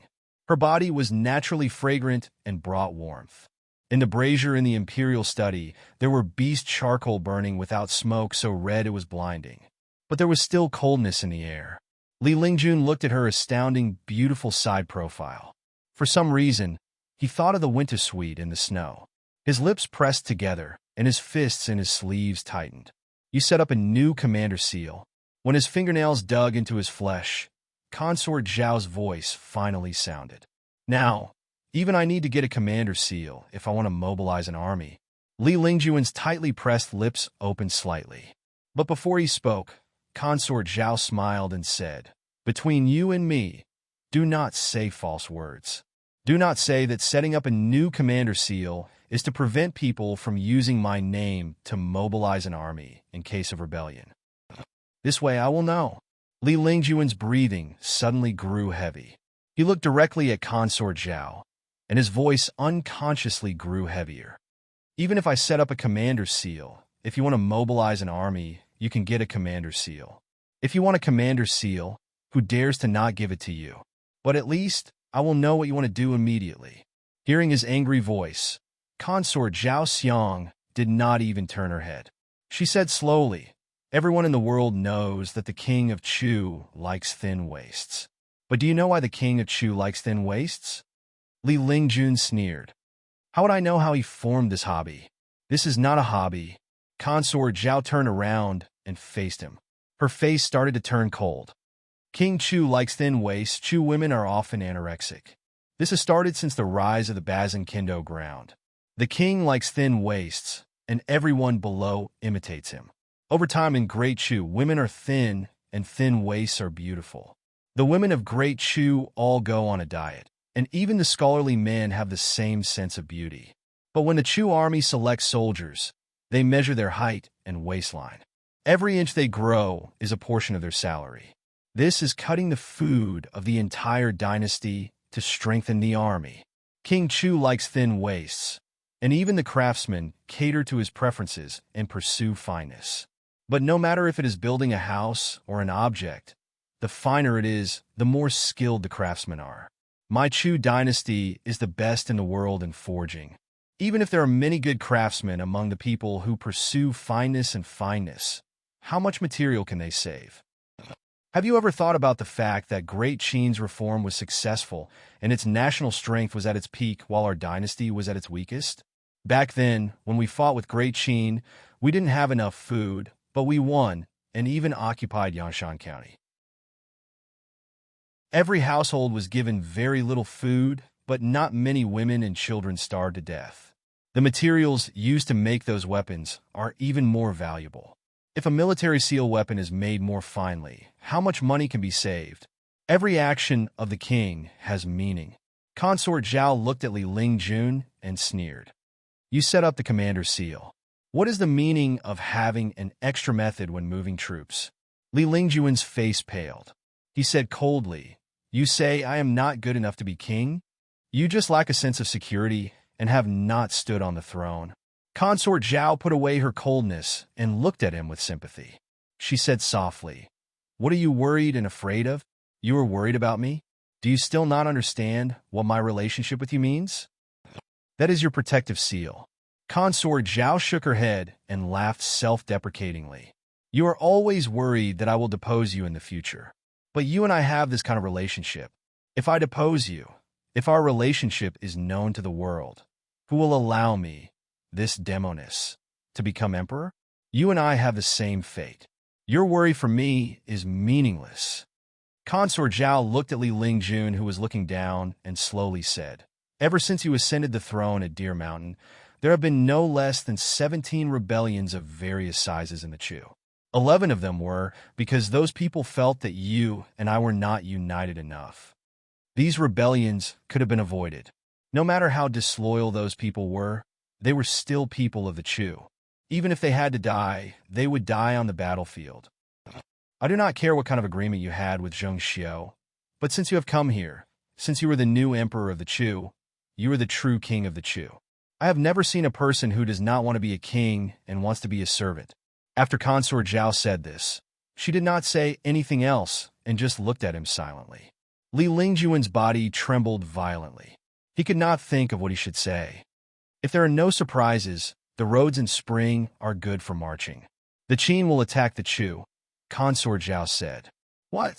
Li Lingjun exclaimed, and even stopped breathing. If you want to know, then I will let you know. I need to urgently move Xiang Yin back. Consort Zhao looked at him and said slowly, You just need to think carefully about what is meaningful as a king. Chapter 519. When Consort Zhao left, she said to Li Lingjun, My life is your life. If I die, can you live well in the Chu? If there's anything you don't understand, you should think more about this. On the other side of the mountains and rivers, in a tent in the cold wind and snow, Ding Ning slowly put down the mountain of documents in front of him and shook his head. The start of the Min Mountain Sword Trials was the true fight between him and Zheng Xiao. She was in the light. He was in the dark, so he had won several rounds in the beginning. Yet, no matter what happened in Chongling, no matter how many people died around her, everything seemed to be proceeding according to her will. Without a doubt, compared to before, she was much stronger and scarier. She was playing a game of chess. He was also playing a game of chess. This world, in the end, has become a game between you and me. Ding Ning looked at the flying snow outside the tent and smiled bitterly. The wind came from the north, blowing the snow in the world towards the south. Some of the snow was heavy and fell onto the plains. Some of the snow was light and carried in the cold currents, turning into clouds and flying over Yin Mountain. As Ding Ning smiled bitterly, a cloud slowly floated past the thousands of Wuji tents. Heavy snow fell, and then it continued to head south. Time passed. When this cloud left the Wuji plains and floated behind Yin Mountain, Chongling had gotten rid of the old year and welcomed the new year. In a courtyard that was a little too cold, hearing the sounds of burning bamboo in the streets of Chongling, Shin Xian put a piece of persimmon into his mouth and slowly chewed. Persimmon had the same sound as matter, and persimmons were originally fiery red. In Chongling, persimmons were not just sweets to relieve the bitterness when drinking tea, but also meant that everything was going well. Persimmons were going well, everything was going well. But how could everything in the world be going well? A mountain was located by the river. Half of the mountain was covered in white mist, but above it was clear. This mountain seemed to be floating on water and above the mist. This mountain was not far from Chongling. But other than a small number of cultivation geniuses that the people of this mountain deliberately chose, the other people of Chongling would never be able to enter. This mountain was the location of the Lingshu Sword Gate. The world knew that Min Mountain Sword Sect and Lingshu Sword Gate were the two strongest cultivation places in the world. But compared to Min Mountain Sword Sect, Lingshu Sword Gate was even more mysterious. A man with disheveled hair was carrying a paper bag of persimmons as he slowly climbed up the mountain along the stone path. The mountains were quiet, but there would occasionally be some disciples forging swords by the mountain stream. When they saw this man with loose hair, who seemed to be walking through the streets of Chongling to visit friends, they were slightly shocked. They had never seen this man before. However, the man with long hair didn't seem to be surprised at all. He just nodded slightly at them and continued to walk up. On the side facing the Wei River, there was a rock that looked like a natural Buddha. There was a stone hut below. The walls and the roof of the stone hut were covered in moss. Some of the moss even had strange golden flowers growing on it. The decorations inside the stone hut were very simple, but there was an exquisite tea table and all the tea utensils. Hearing the footsteps of the disheveled man, a purple-robed man in the stone hut started to make tea. This purple-robed man had an ordinary appearance and figure, but his skin flashed with a transparent light as though he was disappearing in the air as he breathed. Senior sect brother. The purple-clothed man first nodded his head in greeting when he saw the man with loose hair walk in. He respectfully greeted him. However, the trace of joy between his brows swiftly turned into some coldness. He looked at the bag of persimmon in the hands of the man with loose hair and said, "Senior, what is the meaning of this? We only meet once a year. Of course, it is to congratulate." The disheveled man looked at him and said. The purple-robed man frowned and said, "But senior sect brother, you should know that I do not like to eat persimmons, or even see them." The disheveled man sat down across from him and said gently, "Why?" The purple-robed man's expression immediately turned ugly. He said, "Senior sect brother asks while knowing the answer. Of course, it is because of junior sect brother Ming." The disheveled man took the initiative and started to make tea. He said slowly, "In the chaos of Chongling, Wang Jingming fought his way into Chongling. Junior sect brother Ming wanted to go help him, but you did not want him to go." The purple-robed man took a deep breath and looked up at the disheveled man. His frown deepened. The disheveled man did not avoid his gaze and said slowly, "You did not want junior sect brother Ming to go because you thought that junior sect brother Ming would not be of any help and would definitely die. Secondly, you and Wang Jingming had a grudge. So you poisoned junior sect brother Ming.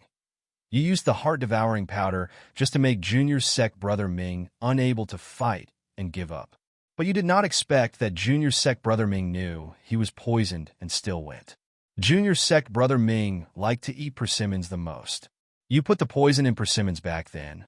You wanted junior sect brother Ming to live, but he died fighting the poison. So you feel guilty and do not like to eat or see persimmons. It is not that you do not like to eat or see, but that you cannot eat or see." The purple-robed man bowed his head slightly and said, "Senior sect brother is benevolent. Why are you bringing up the past after so many years? You didn't let junior apprentice brother Ming go because you didn't want him to die. However, we swordsmen only seek pleasure. We don't fear death. If we don't go when a friend is in trouble, that would be unrighteous. If you did not have a grudge against Wang Jingming, you would not use such a method to stop junior sect brother Ming if you wanted to go." The disheveled man looked seriously at him and said, "But if your grudge against Wang Jingming did not exist, what would you do?" "What?" The purple-robed man suddenly heard the meaning in the disheveled man's words. He suddenly looked up and exclaimed softly, "You always thought that your uncle was killed by Wang Jingming, but what if he was not killed by him, but someone else?" The disheveled man said. The purple-robed man's body froze slightly, his eyes filled with disbelief. "I knew of this back then, but during the chaos in Chongling, when junior sect brother Ming died, I was cultivating in the Eastern Sea. When I returned to Chongling, Wang Jingming was dead, and the Bazin Kindo ground no longer existed. This matter has become an old matter, and it is useless to mention it again." After a pause, the disheveled man continued, "Also, I think you may not believe what I say alone." The purple-robed man inexplicably felt cold. The wind blew with the golden flowers blooming on the moss outside the stone hut. Then even the light shining into the stone hut seemed to sway. "Your uncle raised you and taught you cultivation. But the one who killed him was not Wang Jingming, and it was not Wang Jingming's intention. The one who killed him was Bai Qi, just like the destruction of the Li family. This was Zheng Xiu and Yuan Wu's intention, but in the end, they put this matter on him," the disheveled man said calmly. The purple-robed man's breathing grew difficult. He looked at the disheveled man and slowly said, "I cannot completely believe Senior Sect Brother. While I believe in Senior Sect Brother's character, you were too close to the master of the last flower sword back then. Other people do not know, but I know that if Senior Sect Brother had been in the sect back then, you would have gone to Chongling like Junior Sect Brother Ming. Of course, I cannot convince you alone, but I am not the only one." The disheveled man looked at him and said, "Ji Qingqing is outside the mountain right now. If she says this to you, what will you do?"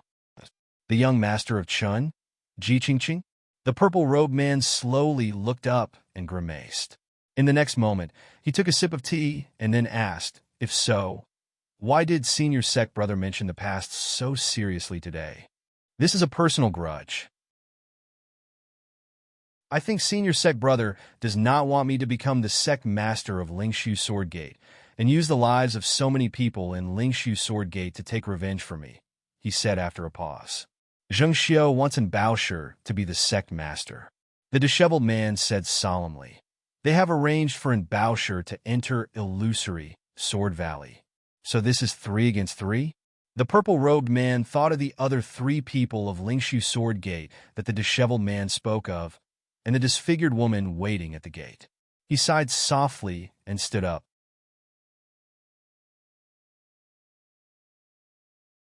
Chapter 520. In the morning light, Lingshu Mountain did not seem to be affected by the winter outside. Occasionally, there would even be the cries of insects. This mountain was unique. Many dynasties ago, it had been a jade mountain that produced jade. After many generations of carving, the jade had all been mined. Originally, there should have been barren mines everywhere, and a scene as bleak as many quarries. But due to fate, this mountain became the base of a sword sect after being barren. With craftsmen taking advantage of the situation and carefully decorating, this mountain changed. The winding paths led to seclusion, like an exquisite garden of a powerful family in the south. And Baosher walked past a cliff with an exceptionally satisfied expression. Below this cliff was a patch of red maple forest. The cliff was covered in withered yellow vines. Between the gaps of the vines, one could clearly see the gray-white color of the mountain rock that flashed with a watery light. There were many holes left behind by mining in the past. Over the years, even the holes were covered in vines like the intestines of an enormous monster. After turning around this cliff, there was a quiet valley. Ordinary pine trees grew in the valley. Among the enormous pine trees that many people needed to surround, there was a stone hall built in the lower part of the valley. The stone hall was much shorter than the pine trees. Other than being quiet, it looked ordinary. But even though Baosher had entered the stone hall once, when he thought of the completely different decorations and arrangements inside the stone hall, his heart still beat rapidly, and he could not maintain his calm. This seemingly ordinary stone hall was a completely different world inside. Every wall was inlaid with countless beautiful jades and treasures. The natural resplendent colors were beyond the scope of any words in the world. Even every staircase and walkway inside was embedded with all kinds of metal and spirit bones. There was no need for any extra accessories, and it was already extremely complicated and luxurious. When one's wealth reached a certain level, one would naturally have vision. Even the merchants in Guangzhou, who suddenly became rich enough to rival a country, could not make treasures into walls and paths and inlay them in every corner. Lingshu Sword Gate naturally could not do such a vulgar thing. To the Lingshu Sword Gate, this stone hall was just a storehouse. Jade and refined gold that could be used to forge life-bond items or swords, spirit bones that could be used to make pills, precious herbs. They were casually inlaid on the walls and roads. This only showed the casual nature of the Lingshu Sword Gate. The only thing in this stone hall that the highest-ranking people of Lingshu Sword Gate truly valued was the Void Realm. The Void Mirror was just an empty name. The specific description was that there was a strange mirror-like light in the depths of this stone hall. This light was not formed by the refraction of any light source, but by the distortion of many chi of heaven and earth. It was like a crack in the void, and also like a gate to an unknown place. Standing in the light and looking inside, one could see a long black river. Occasionally, water would splash out from this light, forming a pool below. The water in this pool was also black and had an amazing effect on the cultivation of the natal item. This pool was the sword washing pool of Lingshu Sword Gate. In the past countless years, only the sect master of Lingshu Sword Gate qualified to enter the depths of this stone hall and use the power of this sword washing pool. The most important sutra of Lingshu Sword Gate was originally a void method. The void method could not be understood. For ordinary cultivators, it was hard to imagine. But for Embark, the basic principles were simple. The elders of Lingshu Sword Gate had used astounding sword essence to forcefully open a path to a certain place, and then use formations to attract primal energies of the universe to maintain it. So that black river appeared to be behind the light, but in reality, it could be infinitely far away. It could be in the cold, starry sky that people could not reach, or deep in the earth. All primal energies of the universe had paths to flow. The elders of Lingshu Sword Gate had forcefully twisted and created a path for the primal energies of the universe in the space where the Black River was located to flow directly into the sword washing pool. The basic principles were not hard to understand. What was difficult was to understand how to form that bright sword essence and guide the primal energies of the universe to maintain this door like a void. But this was still too far away for Embark. If he could understand the profundity and create a small world with one sword, he would be at least Realm 8 or even close to the legendary Realm 9. He was very satisfied to be able to use the sword washing pool. The last time he entered this stone hall, relying on his talent that surpassed the other geniuses of Chongling, he had chosen a fine jade as a sword from this stone hall filled with treasures, and forged it into his natal item. This fine jade had been produced by Lingshu Mountain in the past, and was the core of this mountain. The most powerful life bond item was not the material itself, but the most compatible. His sect was here, and the method he cultivated came from here. It was the most compatible with the energy of this jade. After the tempering of the sword cleansing pool, the jade sword that gave off faint white light resting in his energy, was better than the life bond item of ordinary cultivators after years of hard work. Gu Huai was his master. Ever since he displayed astounding cultivation talent, and was called one of the two freaks of this generation of Chongling cultivators along with Jing Liuli, it had been Gu Huai who had taught him personally. He naturally respected Gu Huai greatly. But now that Gu Huai was dead, he could not help but think that maybe Gu Huai had betrayed that person and become the master of Lingshu Sword Gate because of this Void Realm and the sword washing pool. The Void Realm represented the highest method of Realm 8. It could allow cultivators like Gu Huai to have a breakthrough and have the possibility of reaching Realm 8. Tempering in the sword washing pool once was equivalent to tempering an ordinary cultivator's life bond item for many years. The Sword Mountain sword was so large, he most likely had to use the sword washing pool to have such astounding achievements. Even someone like Gu Huai had to pay a great price to enter this place and use the sword washing pool. But he had reached this place with just his talent. And Baosher thought, he was very young. He was young and talented, especially when he had defeated Jing Liuli in Chongling. That Ding Ning who had made him feel danger was dead.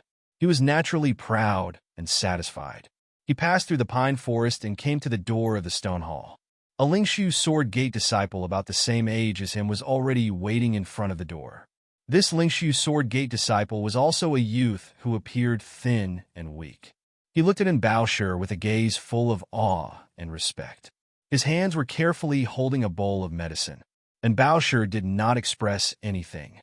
He took the medicine bowl from the other's hands and drank it all. His brow furrowed. Junior brother Tseng, this kind of medicinal soup must be slightly hot in the mouth in order to have the greatest medicinal effect. This requires you to deliver it to me within 37 breaths. What you need to control is the time it takes to take out the medicine and deliver it to me. Your cultivation talent is already very poor. If you cannot even do such a simple thing, what achievements can you have? He looked down at this Lingshu sword gate disciple, sneered, and said mercilessly.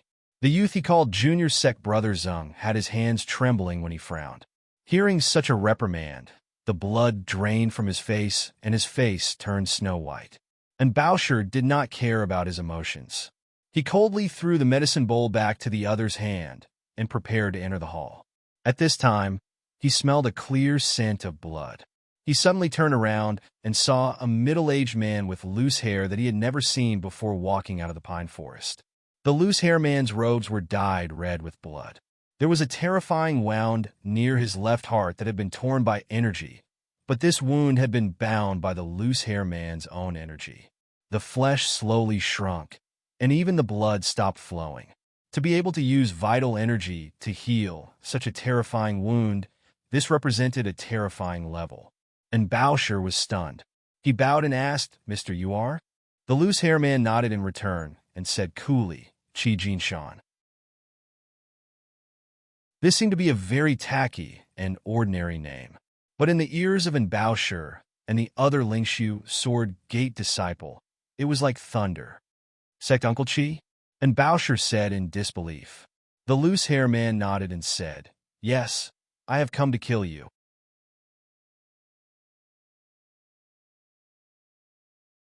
Chapter 5:21. At this time, Bao's first emotion was bewilderment.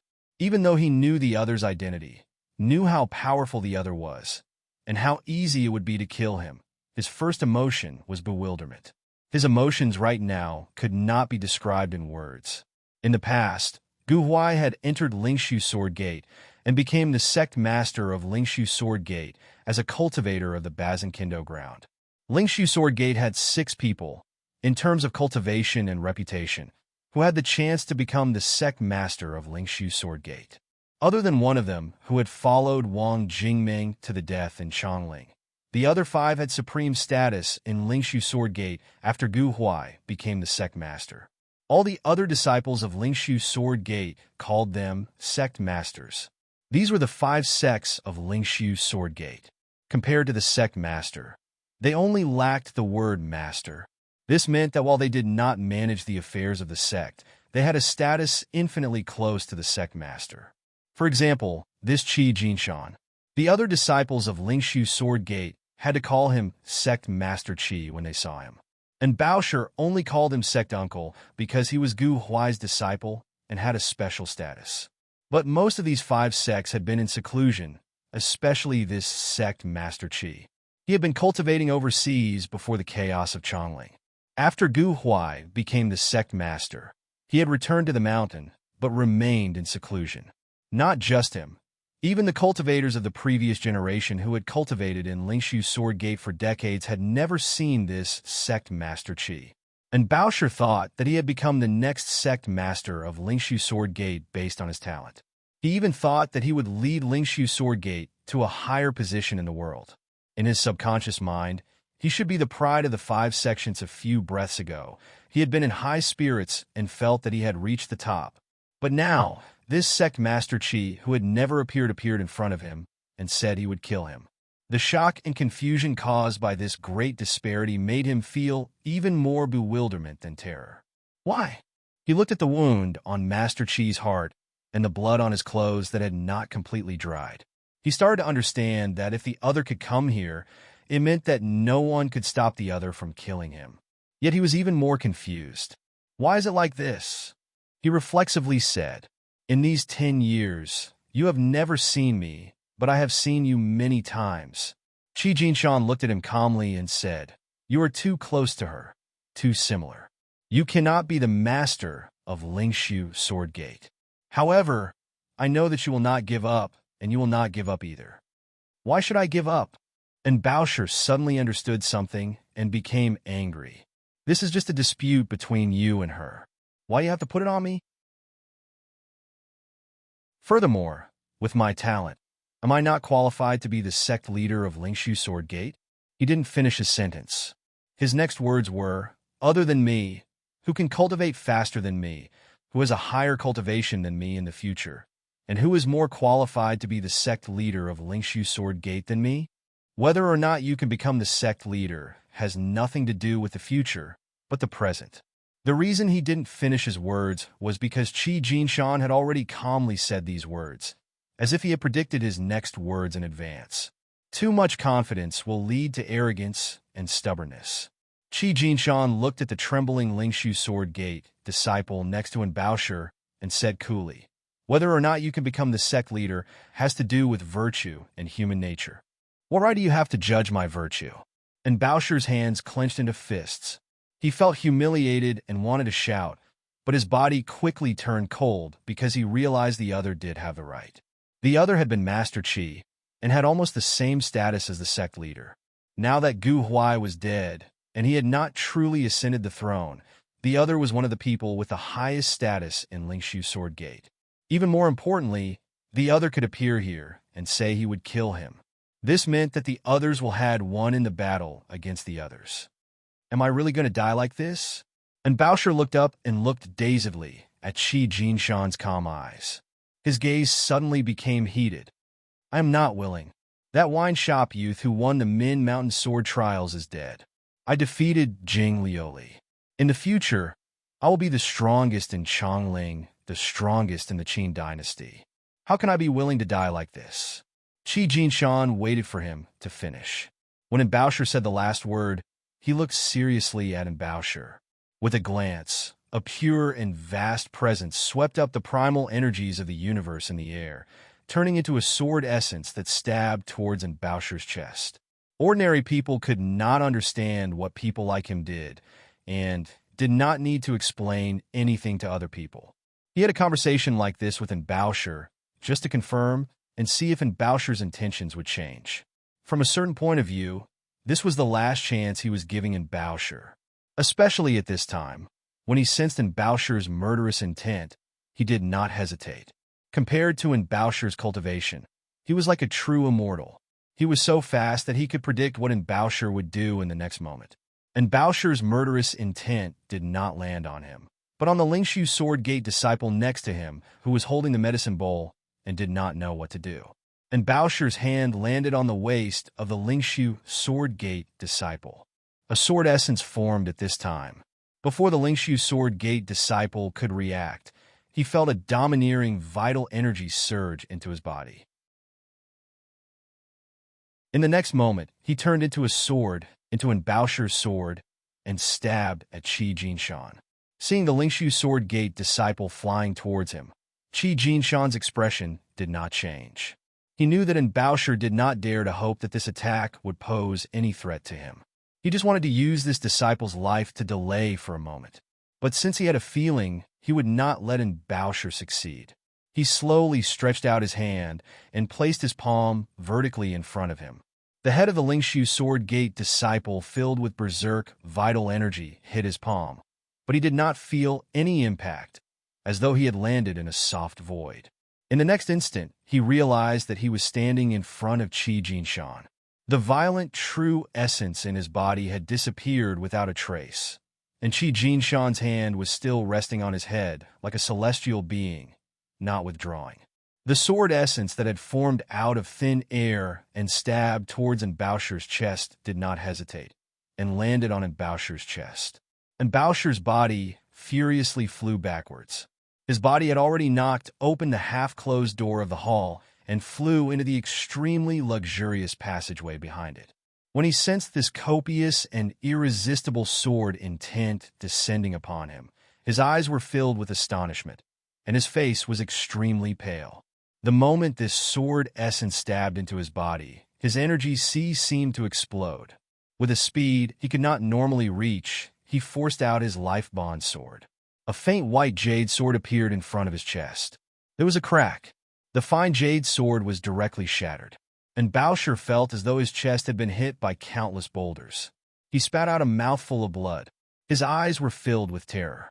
His body suddenly sped up like a bullet and shot into the depths of the stone hall behind him. Even the most talented cultivator in Chongling, there was an unimaginable gap between him and Master Qi. The other's casual attack had completely destroyed the life-bond sword he had just achieved and destroyed most of his vitality, causing unimaginable damage. Even if the other did not attack, he feared he would die if his wounds were not treated. But he was still unwilling. As he flew backwards, he still reached out with a stubborn and almost violent hand.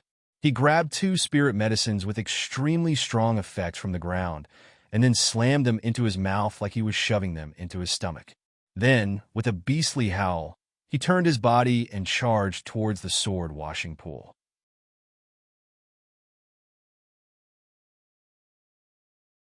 Chapter 5:22. Just a casual blow had shattered his life-bond sword and caused him a fatal injury. And Bowser knew his only hope lay in the void realm behind the sword-washing pool. For ordinary cultivators, the void realm was filled with countless terrifying unknowns. Putting aside what kind of unknown land the Black River in the void realm was, that seemingly simple mirror-like shadow contained danger that Realm 7s did not dare to recklessly test. No one knew if they would easily pass through the mirror-like shadow, or be torn into pieces by the terrifying energy contained within, and then fly through the different primal energies of the universe to various corners of the world.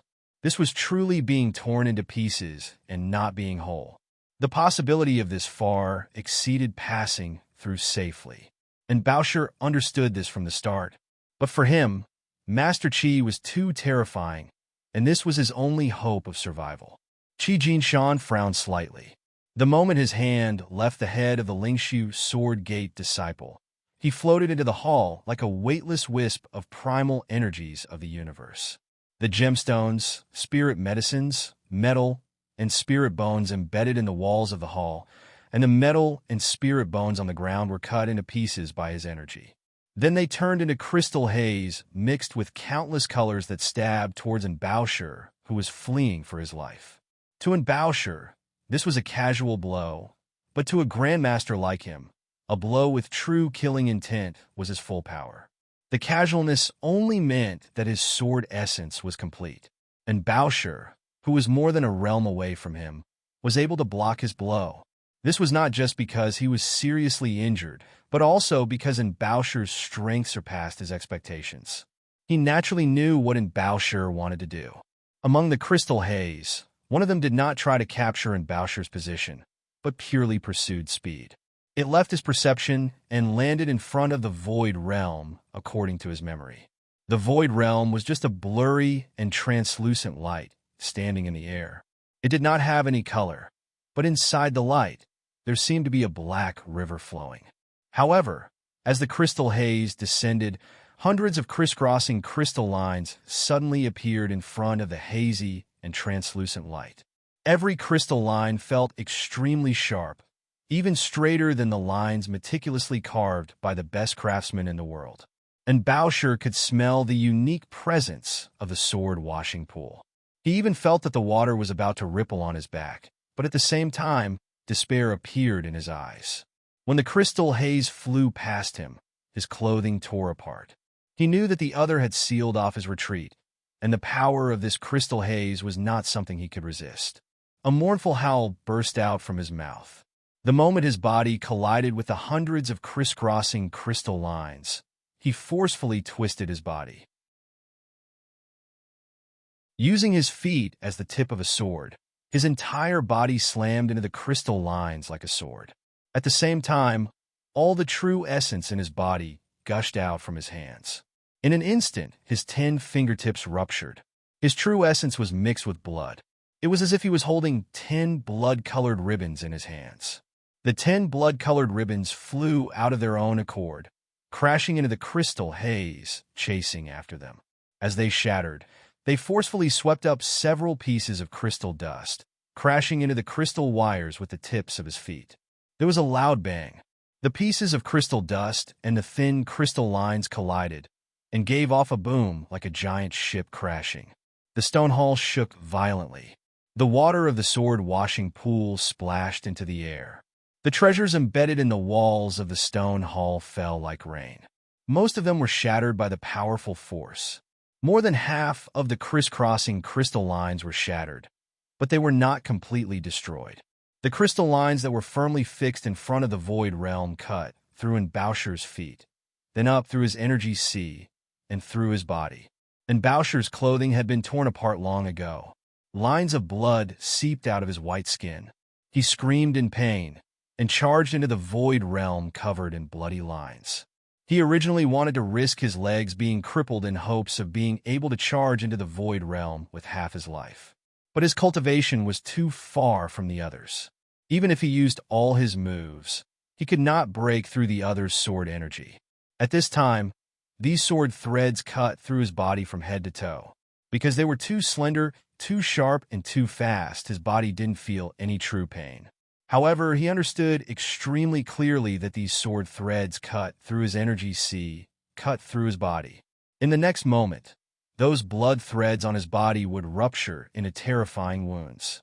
Then his entire body would turn into pieces of flesh and collapse. For him, Ding Ning was dead, Jing Lioli had lost to him, and no other young genius in the world could match him. Especially under the will of the Empress, he was about to become the sect master of Lingshu Swordgate. Falling from such a high position and even losing his life in an instant, how could he not be in pain? As he screamed in pain, his body passed through the hazy light. Several waves of indescribable power instantly crushed his body. In the next moment, he heard countless sounds of glass shattering coming from his body.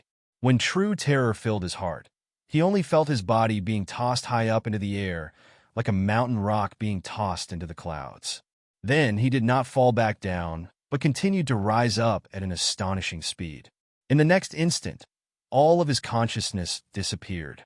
A layer of ripples appeared on the faint layer of light. Qi Jinshan's toes touched the water of the sword pool, and he stood in front of the void realm. The dozens of sword threads still stubbornly existed. Blood flowed on the threads and slowly dripped down. Qi Jinshan was silent. Behind this faint layer of light was a completely unknown world to him. And Boucher's body passed through the light and disappeared from his sight. Behind the light, the scene of the Black River seemed to be eternal and did not change. Although these sword threads were extremely thin, they contained an astonishing amount of power. Being cut by these sword threads was no different from being cut by a dozen large swords. If the body was cut into dozens of pieces, no cultivator could survive. But not being able to see in Boucher's corpse with his own eyes caused a ripple in his heart. This was an unpleasant feeling, but for someone like him, it was just a moment, and he did not dwell on it. At the entrance of Lingshu Sword Gate, there was a golden flame burning in the white mist. Inside the golden flame was a long sword that looked like withered wood. The hilt of the long sword was in the hands of the woman with the painted face. A cultivator dressed in purple robes slowly sat down in a pool of blood, clutching his stomach.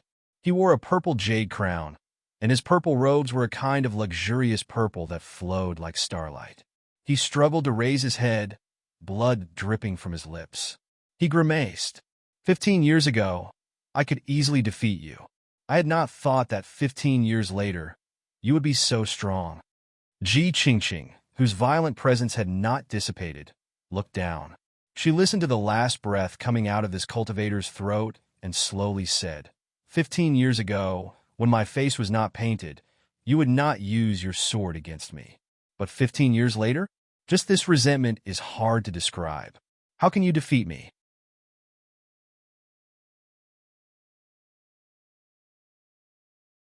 Chapter 5:23. When the cultivator in front of her breathed out his last breath, the woman's energy, in her abdomen, suddenly gave off light like a shining jewel that was about to burst out of her abdomen. But with a muffled grunt, the light was forcibly suppressed by her and disappeared immediately. She spat out 2 mouthfuls of black blood. The cultivator in the pool of blood in front of her was one of the 5 sects of Lingshu Sword Gate. Compared to the world, he was a grandmaster that many Realm 7s could not compare to. Even if one could kill a grandmaster like this, no one in the world would be able to do so without paying a price. The 2 mouthfuls of black blood fell to the ground. 2 plumes of dust rose from the ground. Some spiderweb-like cracks spread along the hard mountain rocks in all directions. The purple-robed man who had been talking to Master Qi stood on the mountain path inside Lingshu Sword Gate with his head bowed. He was at the boundary between the clouds and sunlight. His figure flashed between nothingness and light as he looked at Ji Qingqing and the cultivator in the pool of blood in front of her. His expression and gaze were complicated. Not far behind this purple-clothed man stood a thin and short figure, half a head shorter than an ordinary youth. However, the aura on his body was as grand as a giant mountain. This cultivator was also a man. It was impossible to see his age from his face. He looked to be in his 20s, but he did not feel young. From a certain point of view, this cultivator's presence was the closest to Gu Huai's presence when he used the Sword Mountain sword.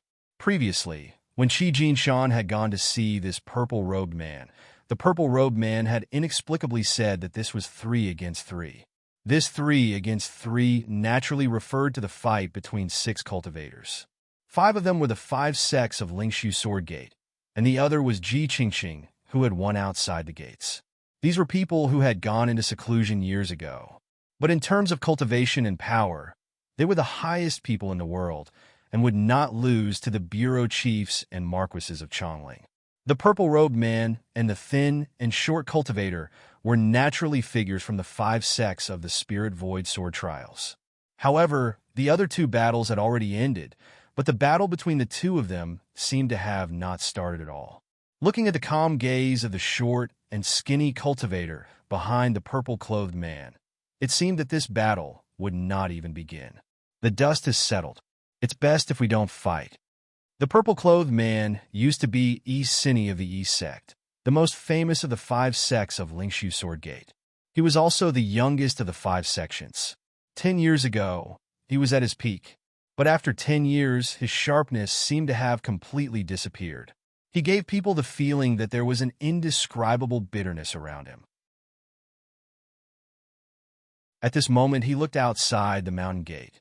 Victory clearly belonged to his side, but there was no joy in his voice, only a faint bitterness. The thin cultivator behind him was Huang Daochen of the Huang sect, who had joined the earliest of the 5 sections. His name had the character Chun, and his personality was the calmest. He shook his head and did not respond to Yi Sini's words. He slowly said, "Not long ago in Celestial Seal sect, I heard that there was an assassination. The target was that disciple of White Go Cave, Zhang Yi. That assassination did not succeed in the end. Today, a similar assassination occurred at our Lingshu Sword Gate, but it succeeded. The assassination that happened at the Immortal Mansion sect and the one that happened at our Lingshu Sword Gate do not seem to be connected. I do not know what happened today that caused you and Master Qi to do such a decisive thing. But no matter how this matter started, in my view, the Bazin Kendo ground is involved. This seems to be a return gift to the Empress for that matter. Regardless of how it started, it is not important. What is important is that those matters truly happened." Yi Sini turned to look at Huang Daochen and said, "The Bazin Kendo ground must be involved. This can only mean that the Bazin Kendo ground is strong." Huang Daochen frowned and said, "No matter how strong the Bazin Kendo ground is, our Lingshu Sword Gate can replace it. The Bazin Kendo ground is a tall tree that attracts the wind. Replace the Bazin Kendo ground of the past? Is the Empress willing?" Yi Sini laughed. "Also, today, Senior Sect Brother and I are talking about a personal grudge and not a sect matter. In the future, I have nothing to do with the Lingshu Sword Gate. What does the Lingshu Sword Gate have to do with me?" Isini bowed slightly to Huang Daochen and said, Senior Sect Brother Qi and I left the Lingshu Sword Gate. And Baosher is dead, so Senior Sect Brother Huang will naturally take over the Lingshu Sword Gate. We will settle our grudges. Senior Sect Brother Huang, you will take over the sect matters. We will each get what we want. Just for this, Senior Sect Brother Huang should thank me and Senior Sect Brother Qi. After saying this, he did not look at Huang Daochen and turned to walk towards the clouds below. After so long, it is still the battle of the Bazin Kendo ground. Huang Daochen looked at the three figures leaving on different paths and sighed softly. After Yin Mountain, the cloud containing snow continued to float south. Then, as the snow fell from the clouds, the cloud from the distant wilderness finally disappeared. In the flying snow, a troop of hundreds of Qin dynasty cavalry moved towards a border city of the Qin dynasty.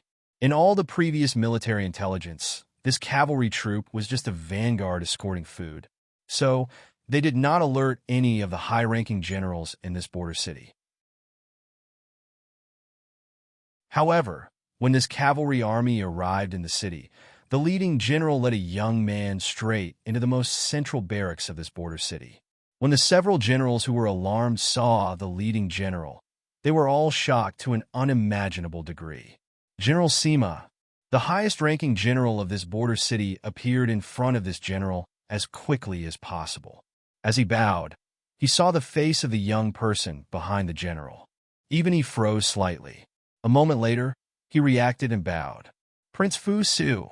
Sima Qiu, one of the 12 marquises of the Qin dynasty, did not explain. He just entered the camp, took out several quiet rooms, and had the hundreds of people who came with him set up camp nearby. He did not rest much and started to read the latest military intelligence sent to this border city as quickly as possible. Every time he finished reading a scroll or secret letter, he would casually throw it to the table in front of Fu Su. Fu Su would continue to read. After reading a dozen or so, Fu Su could not help but look up and ask dazedly, General Sima, is Ding Ning really dead? In front of a great battle, millions of people will die. You have been in a daze all the way, and even now, you are still pondering this question? Sima Qiu's appearance was that of a scholar, but when his voice turned stern, there was the aura of a tiger and wolf.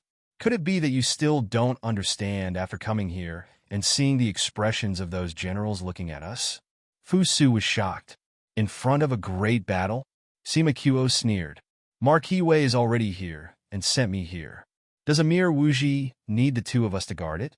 Bringing you, the crown prince of the Qin dynasty, other than attacking the Chu in the spring, what else can we explain?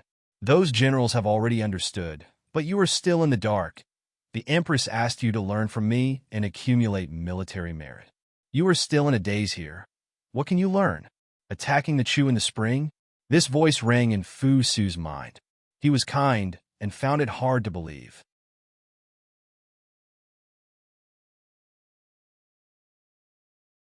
Chapter 524. Sincerity was one aspect of kindness. Fu Su found it hard to believe that the spring invasion of Chu was not just because he had heard the news of Ding Ning's death along the way, but because the Deer Mountain Conference had just ended. The four dynasties had made an agreement at the Deer Mountain Conference. How could it be that this agreement did not exist now? Sima Qiu knew what he was thinking from his expression. He smiled coldly and said, Not fighting when you say not to fight, much less an adult. Fu Su struggled to swallow. He looked up at Sima Qiu and said, Breaking one's word, I do not know. Those are words written in the books, unless everyone in the world is a saint like that. Moreover, who knows how many of those books were burned before your father ascended the throne? Sima Qiu said coldly and mercilessly. His status was high, and as the crown prince's tutor, he naturally knew what Zheng Xiu wanted him to teach, so he did not need to hide his words. After saying this, he lowered his head to look at the scrolls. His brow unconsciously furrowed slightly. He thought inside, Yuan Wu and Zheng Xiu were not so simple and kind. Then who did this Fu Su resemble? Thinking like this, his attention was not on the scrolls in front of him. He glanced at Fu Su's profile out of the corner of his eye. Many scenes of that person in Chongling appeared in his mind. and he felt they were more and more similar. While the time did not match, was there really something else going on here? Simakuo's eyes narrowed slightly. He felt inexplicably cold inside. Even though the Empress had done many things in Chongling that the two ministers and the Holy One could not tolerate, the Holy One and the Empress still seemed to be close. But if they were normal husband and wife, would they still be so close after such things? A centipede dies but does not fall down, but how many waves can it make? While the scholarly Simakuo was thinking about the matters of the imperial palace, Wei Wujiu stood at the highest point of the city wall in the distance and spoke coldly and disdainfully in a border city near Wu Mountain. Wei Wujiu was the Marquis Wei mentioned by Simakuo. He was the oldest of the 13 marquises of the Qin dynasty. At this moment, his hair and beard were all silver white, but his figure was abnormally straight and tall. This kind of aura that was like an iron tower made people involuntarily think of the great general of the Tiger Wolf Army, Liang Lian. Specks of snow accumulated on his black armor, giving him an aura as cold and aloof as 1,000 snowy mountains. Even if Lin Zhujiu escapes from the great floating water prison, what is the use of the remnant swords on the Bazin Kendo ground? The air of the 9-death silkworm is different from the past. He looked at the Chu border in the wind and snow, the disdain on his face growing. So you do not need to make any useless considerations. The battle between the Bazin Kendo ground and the Holy One. Unless Wang Jingming comes back from the dead, I do not think the people of the Bazin Kendo ground can pose any threat to the Holy One and the Empress. The person standing behind him was also wearing black iron armor, but he wore a cloak and a black cloth over his face, so his features could not be seen. He responded softly, "Marquis Wei, you told me not to worry. But a few days ago, an Baosher died for no reason. Lingshu sword gate split into 2 sides without warning. It is not enough to fight against Min Mountain Sword Sect. The Holy One and the Empress' decades of hard work have all been for naught. As to Min Mountain Sword Sect, no one can see Bailey Sushue's intentions. But at least, both he and Jing Lioli know who they favor in the Min Mountain Sword trials." "And Baosher?" Wei Wujiu suddenly laughed and turned to look at this person. In all of Chongling, the person with the greatest cultivation talent in the last century is naturally Wang Jingming. But after him, the one with the greatest cultivation talent is in Baosher, and not Bai Qi. As long as Bai Qi and his army are present, the changes in these sects will not affect the overall situation. What was the most powerful and terrifying thing about the Bazin Kendo ground in the past? After a pause, he looked at this person and said, "Those people were not just cultivators, not just grandmasters, most of them were generals. But now, how much do the 13 marquises of the Qin dynasty, the Martial Bureau, have to do with the Bazin Kendo ground? So, do not think of leaving a way out for yourself. At this time, the Holy One and the Empress do not want to see a fence-sitter with an ambiguous attitude." In the end, this old marquis looked at the masked person behind him and calmed down. He turned to look at the Chu and said softly, "I am old. Mo Shouqing's last glory was in suppressing so many cultivation sections. I have a few more chances to lead an army like this. My glory is this spring in the Chu." Coming back from the dead, the man with the black cloth was silent. But these 4 words flashed in his mind for some inexplicable reason. A scornful smile appeared at the corners of his mouth under the black cloth. While this was impossible, wasn't what kept the Holy One and the Empress close to each other due to their fear of these words. Even though Wei Wujiu and him had a long conversation, his thoughts were still different from Wei Wujiu's. Coming back from the dead was naturally the most impossible thing, unless he had not died at all. But why had he not died? When his consciousness returned to Baosher's mind, he was bewildered, shocked, and puzzled. But he did not feel any joy. A strange buoyancy was supporting him. Even though it was an ice-cold water current, it did not drown him. He tried to open his eyes, but was powerless. Then he could not see any color, only black. So he felt he had fallen into that strange black river. The water seemed to be flowing gently in one direction. The water that splashed into his mouth was bitter, so bitter that he vomited. Then he instinctively felt that his eyes were blinded and he couldn't see anything. He could not see anything, but his senses grew clearer. He felt that the important meridians in his body, which were originally unobstructed, had been broken into many segments. Even more importantly, his energy sea was empty. There were multiple cracks, so large they seemed to come out of his body. His cultivation was crippled. His energy sea was broken. His body was crippled, leaving behind many wounds that could not heal.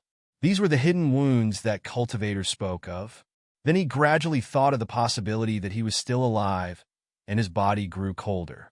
When he had passed through the void realm, Master Chi's sword threads had cut through his body. But the elder who had created the void realm back then had been stronger than Master Chi. The void realm's power had suppressed the explosion of the sword energy and even pressed down on his body. In an inconceivable manner, the severed body had been glued together.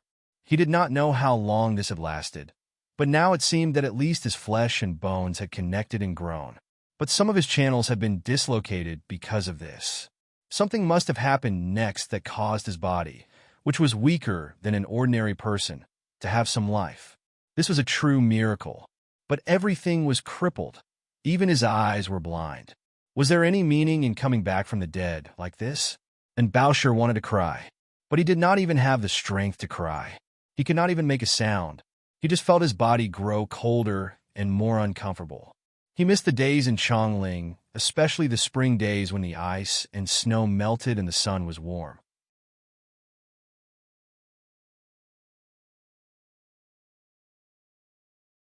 Chapter 5:25. This was true despair, or rather, the greatest mockery. The so-called extreme joy begets sorrow. The fate of people was often like this. At their most glorious time, they would inadvertently fall into hell. And Bowser even saw light in front of his eyes. It was no longer pitch black. There was an especially bright light with real warmth that landed on his body from the sky. He used all his strength to shake his head and finally saw the shadows of some mountain peaks. It seemed to be an enormous glacier. Near it was blue-black, and above it was an indistinct white. The ravines created by the wild wind were like paths to the sky. The place he was in seemed to be a huge lake. Black water wrapped around him and flowed slowly. While his cultivation was crippled, his extraordinary perception told him that this was a lake at an extremely high altitude. But that was all. That was all. The true cold gradually consumed the vitality brought by the pressure of energy in the void realm. He had clearly won the gamble, and had been able to escape from an opponent like Master Chi. But here, he was still unable to escape the fate of death. This was the greatest joke the heavens had played on him. But he was helpless. When his breathing was uncontrollably weak, and he felt the vitality he had worked so hard to gain disappear, and he was about to welcome his final death, and Bowser suddenly thought of that person.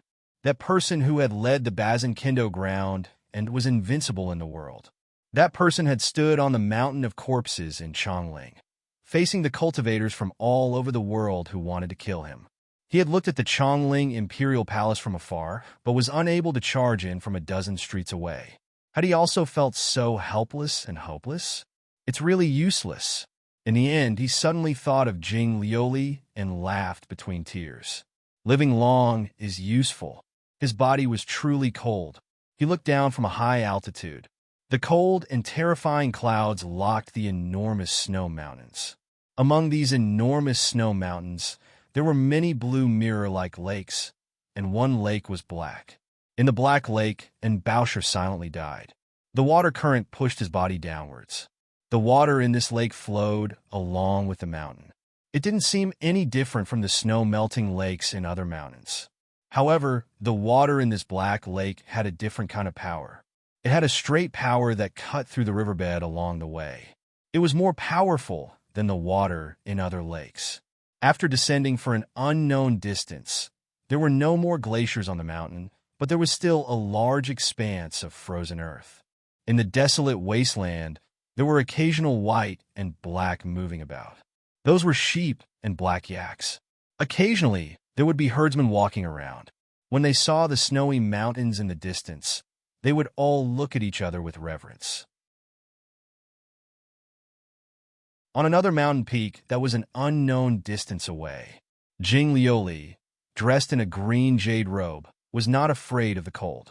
She quietly gazed at the distant city.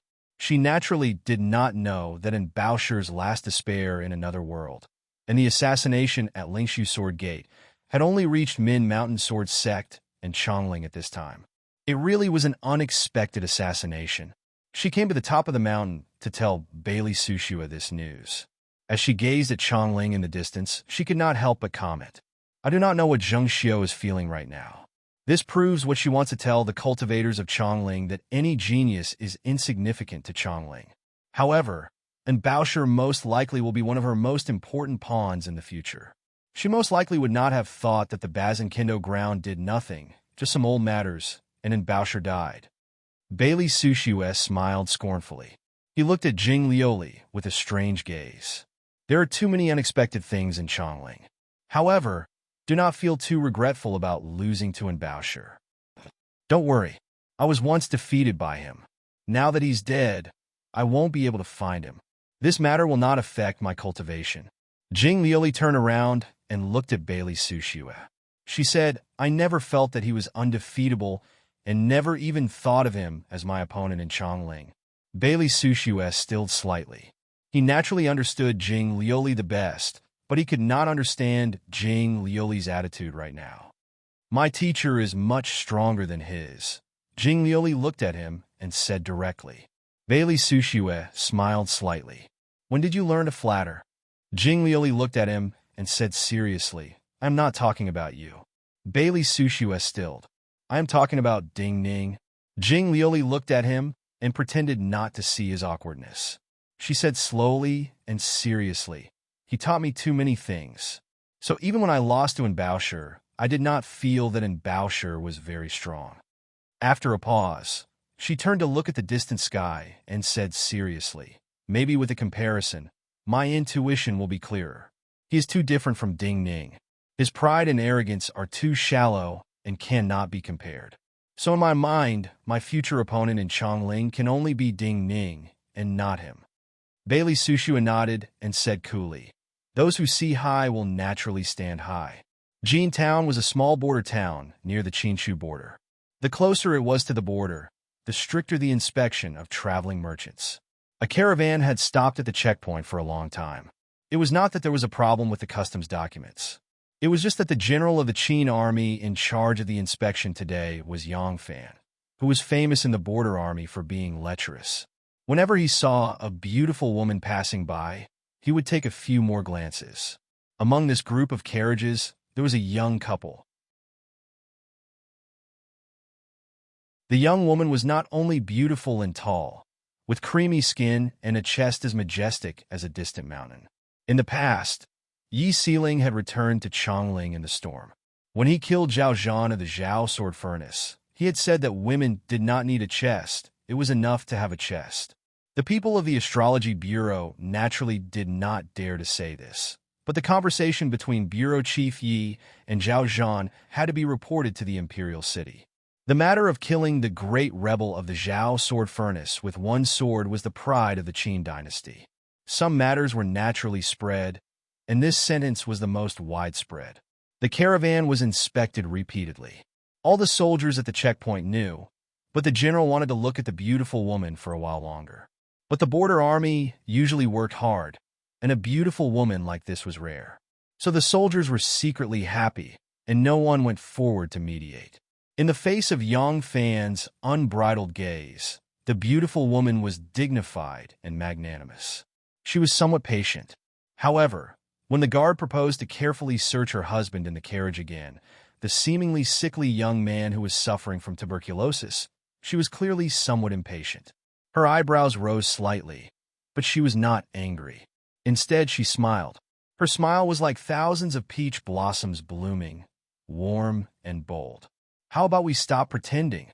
She didn't look at the border general who was extremely close to her, instead looking at the sickly-looking man in the carriage, saying this in a soft voice.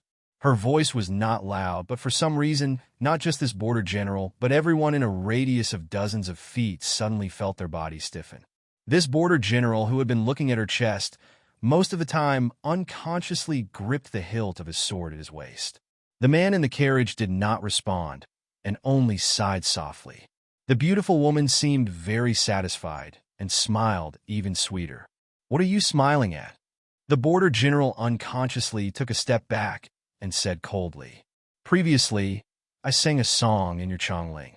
Today, you are reluctant to part with me, so I will sing it again for you." The tall and beautiful woman raised her head as she spoke. High up in the sky, a sparkling and translucent water droplet fell silently.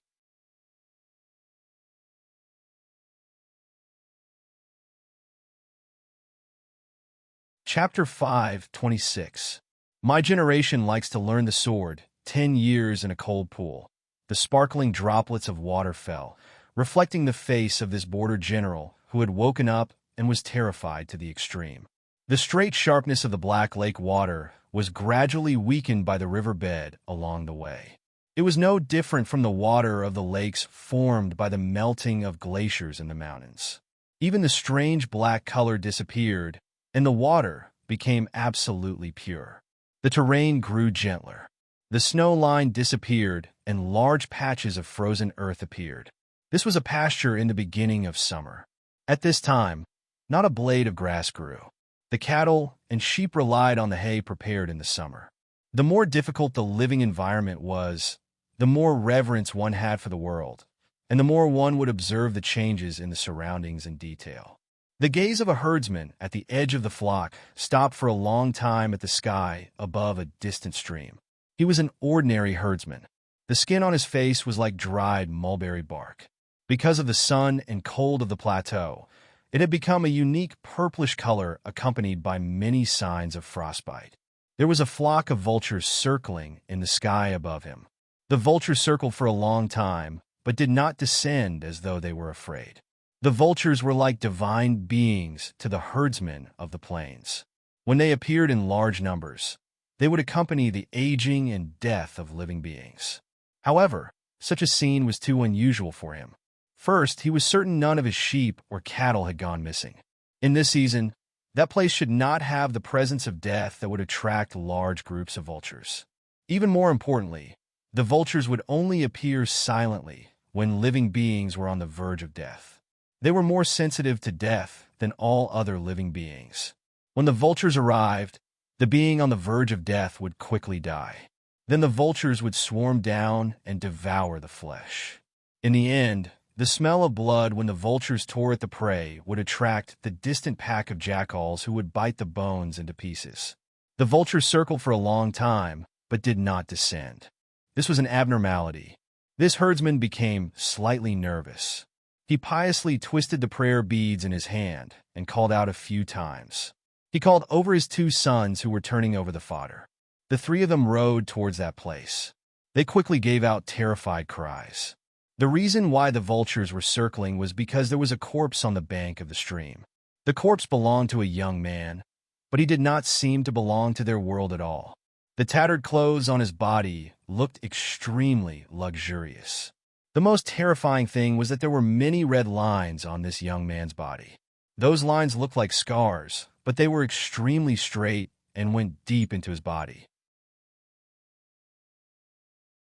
What was even more terrifying was that there seemed to be some kind of terrifying aura remaining in those red lines. This aura was the reason why the vultures didn't dare to land.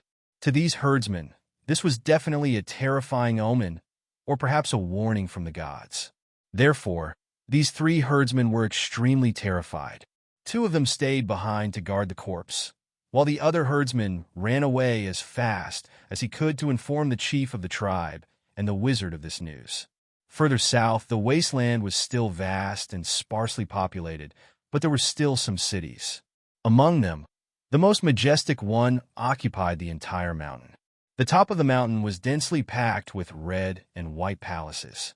At the foot of the mountain were bungalows made of yellow soil. This was the imperial city of Donghu. Before this, the imperial city of Donghu had undergone a great change. An old monk holding a staff bathed the imperial city in blood. He charged into the depths of the imperial palace alone and killed the Donghu emperor. Then the imperial son Yelut Songlong, who had been exiled from Donghu, was welcomed back from the border. He took over the throne of Donghu and caused an even crueler bloodbath. But the cruel bloodbath was only directed at the monks deep in the imperial city who had been loyal to the Donghu emperor and had cruelly enslaved the serfs. The group of monks with the highest cultivation had been killed by the old monk. The remaining monks had almost no ability to resist.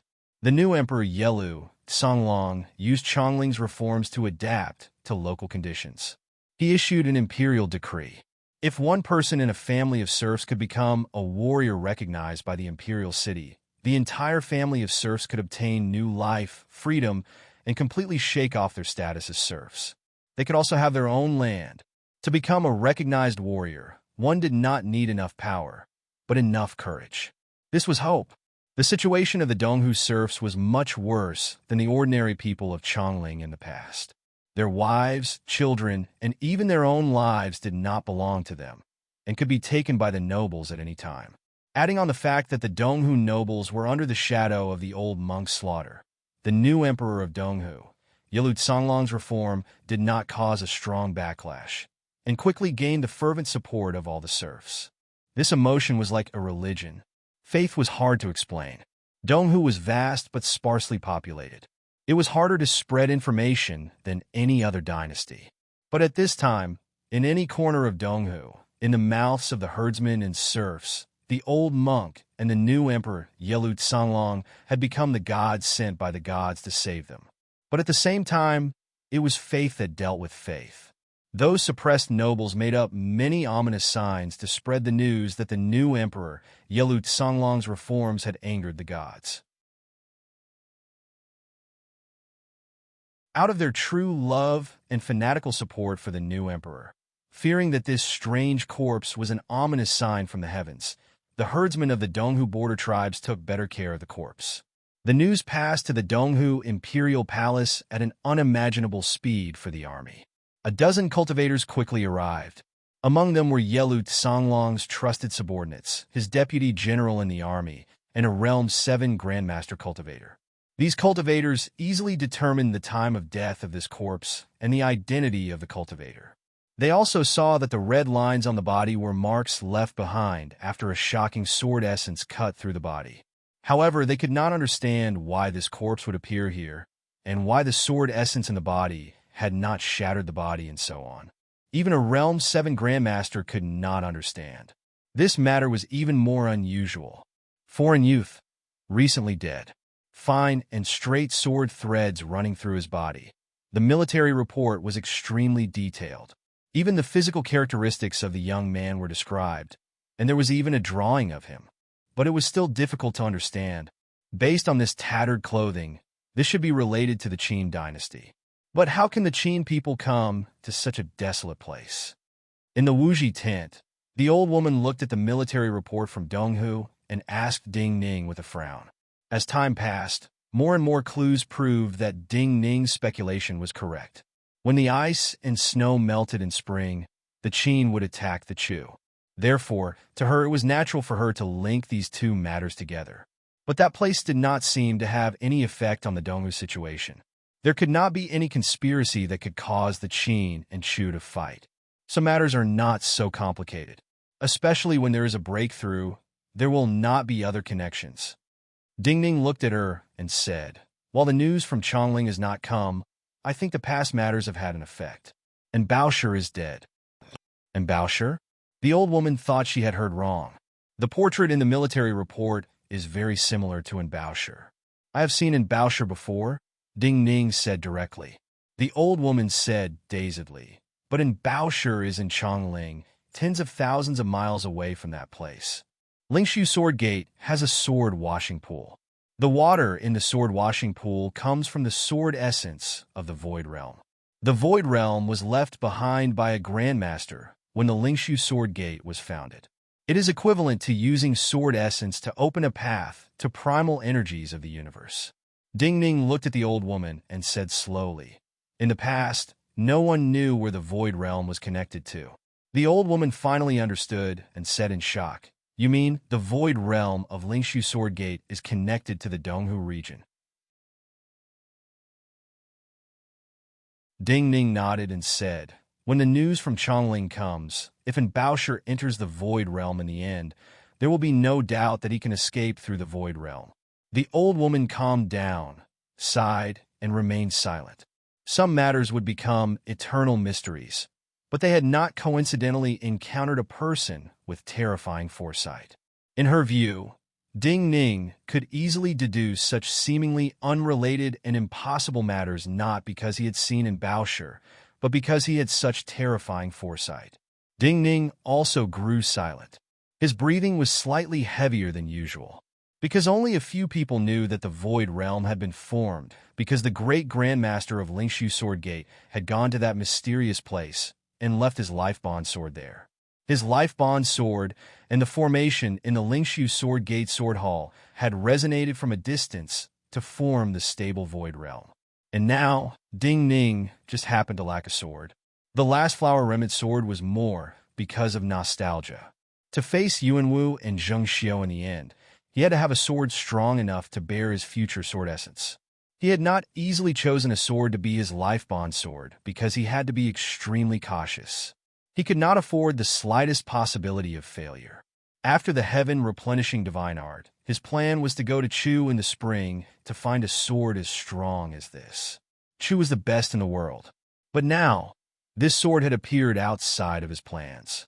Some things were accidents, coincidences, but this could be one of the countless possibilities that had been in his mind for a long time.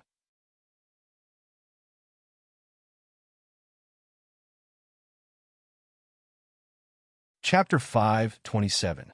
There were countless famed swords in the world. In the Min Mountain Sword Valley, there were countless famed swords of the former Yin, Wei, and Zhao dynasties. But in his eyes, the enemies were always Yuanwu and Zheng Xiao.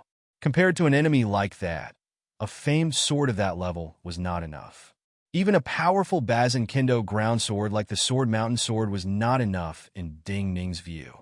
Just like the old woman in charge of Wuji, he was different from the rest in his knowledge that other cultivators could not imagine.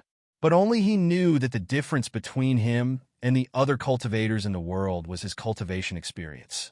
He had many cultivation experiences that other cultivators in the world did not have.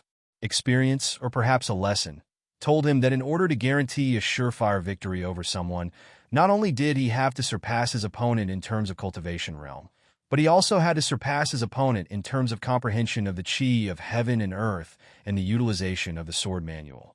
Before Gu Huai died, in exchange for the secret, he had once asked Gu Huai, "Where is the great punishment sword?" This was an astounding secret, and even related to the trajectory of Gu Huai's life.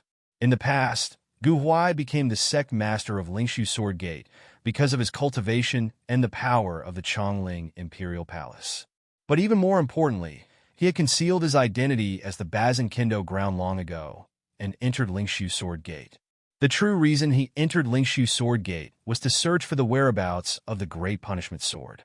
Almost all the cultivators in Chongling had never heard of this sword's name because this sword was a legendary sword. This was the sword of the strongest swordsman in the history of Lingshu Sword Gate. The description of this sword in the classics was that it could rule the world and split open the void. The meaning was that it could handle all the other swords in the world, and it was powerful enough to split open the void. In the past, the Bazin Kendo ground had wanted to conquer the 6 dynasties and unify the world. They needed the strongest sword. But before the Great Punishment Sword could be obtained, Yuanwu rebelled, and that person died. Then the Bazin Kendo ground was destroyed by the army. Very few people in the world would remember to search for this sword. Before Gu Huai died, he confirmed that this sword did not exist in the Lingshu Sword Gate. Now, Baosher's body appeared at the border of Donghu. The border of Donghu was in the glacial plains, more than 10,000 miles away from the Lingshu Sword Gate. The fact that Baosher's body could appear on the other side in perfect condition meant that the Void Realm was extremely stable.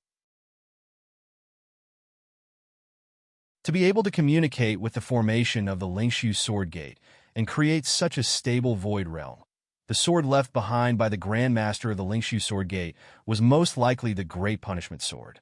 Even if it was not, it was just a difference in name and not in power. That should be a sword that could rule the world. Ding Ning silently calculated the time. He calculated that when the spring snow melted, they should be able to return to the Qin and Chu borders.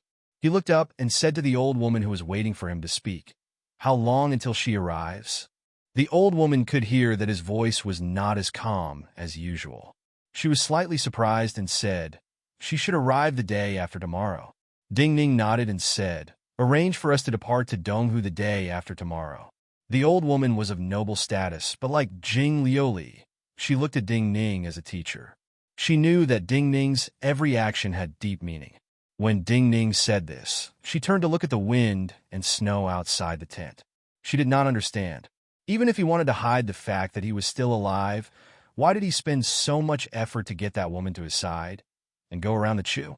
No matter how she looked at it, that woman was the only flaw in Ding Ning's detailed plan. While Consort Zhao was much stronger than she had imagined, and Donghu was solid and in her control, a flaw was still a flaw. Also, Ding Ning was clearly in a hurry to go to Donghu. Why did he have to wait until that woman arrived before leaving? In the snowstorm, it was difficult to distinguish directions on the plains.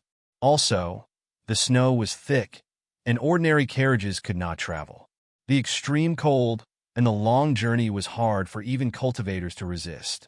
At this time, in the snowy plains not far from Wuji's camp, there was a pack of indigo wolves dragging multiple tent-like pry carts through the wind and snow. In one of the tents, there was a woman Ding Ning was waiting for. This woman had an unforgettable beautiful face. She was Zhang Sun Qianxue. Ding Ning calmed down and watched the wind and snow with the old woman. She was coming through the wind and snow. He was waiting for her to come. A yellow-robed man stood at one end of the spirit spring shrouded in white spirit energy. He was very nervous. The nervousness came from standing in the Empress study for the first time. It was also because the one before him had died an unnatural death in just over 10 days. "Release!" A cold and simple voice sounded from the other end of the spirit spring. This voice caused him to shake. He almost instinctively looked up and stared at the Emperor's face. "Release?" He thought he had heard incorrectly. He was the only person in Jiaodong Commandery who could speak directly to Zheng Xiu right now. He naturally knew more than most of the Chongling nobility. Ever since the Min Mountain sword trials, Jiaodong Commandery had suffered great losses, especially after the great floating water prison was robbed. Lin Zhujiu had successfully escaped and mingled with by Shan Shui and the other rebels. Jiaodong Commandery had felt some terror, much less the following incident at Lingshu Sword Gate. Now that he had finally found the whereabouts of the Shang orphan girl related to the great floating water prison, in his view, there were many things he could do. Maybe he could use this as a breakthrough to start a counterattack. But the Empress meant not to cause trouble? He found it hard to understand, but the Empress meaning was certain. "Release!" Another equally cold voice entered his ears. This yellow-robed cultivator did not dare to speak. He bowed his body, looked at the ground, and retreated. "Tell the family, even if the Bazin Kendo ground has done so many things in secret, they are still ants that do not dare to see the light." At this time, the cold and authoritative voice sounded again. "Even if they are afraid, it is too early. Do not doubt and question my decision. Do not do anything against my will. Otherwise, no matter who it is, I will kill them." After a pause, the mistress of Chongling said slowly and clearly, "Tell them they should understand, it is not that I have not killed people from Jiaodong Commandery, or killed people from my own family." The yellow-robed cultivator's retreating footsteps trembled with terror. The passageway connected to this study was like a divine path. The crouching beasts and statues on the two sides of the path were buzzing and trembling. Clearly, this woman who had walked out of Jiaodong Commandery was not just suppressing Chongling, but also Jiaodong Commandery. But could she win? This yellow-robed cultivator had no confidence in her and the battle she had decided on this year's spring.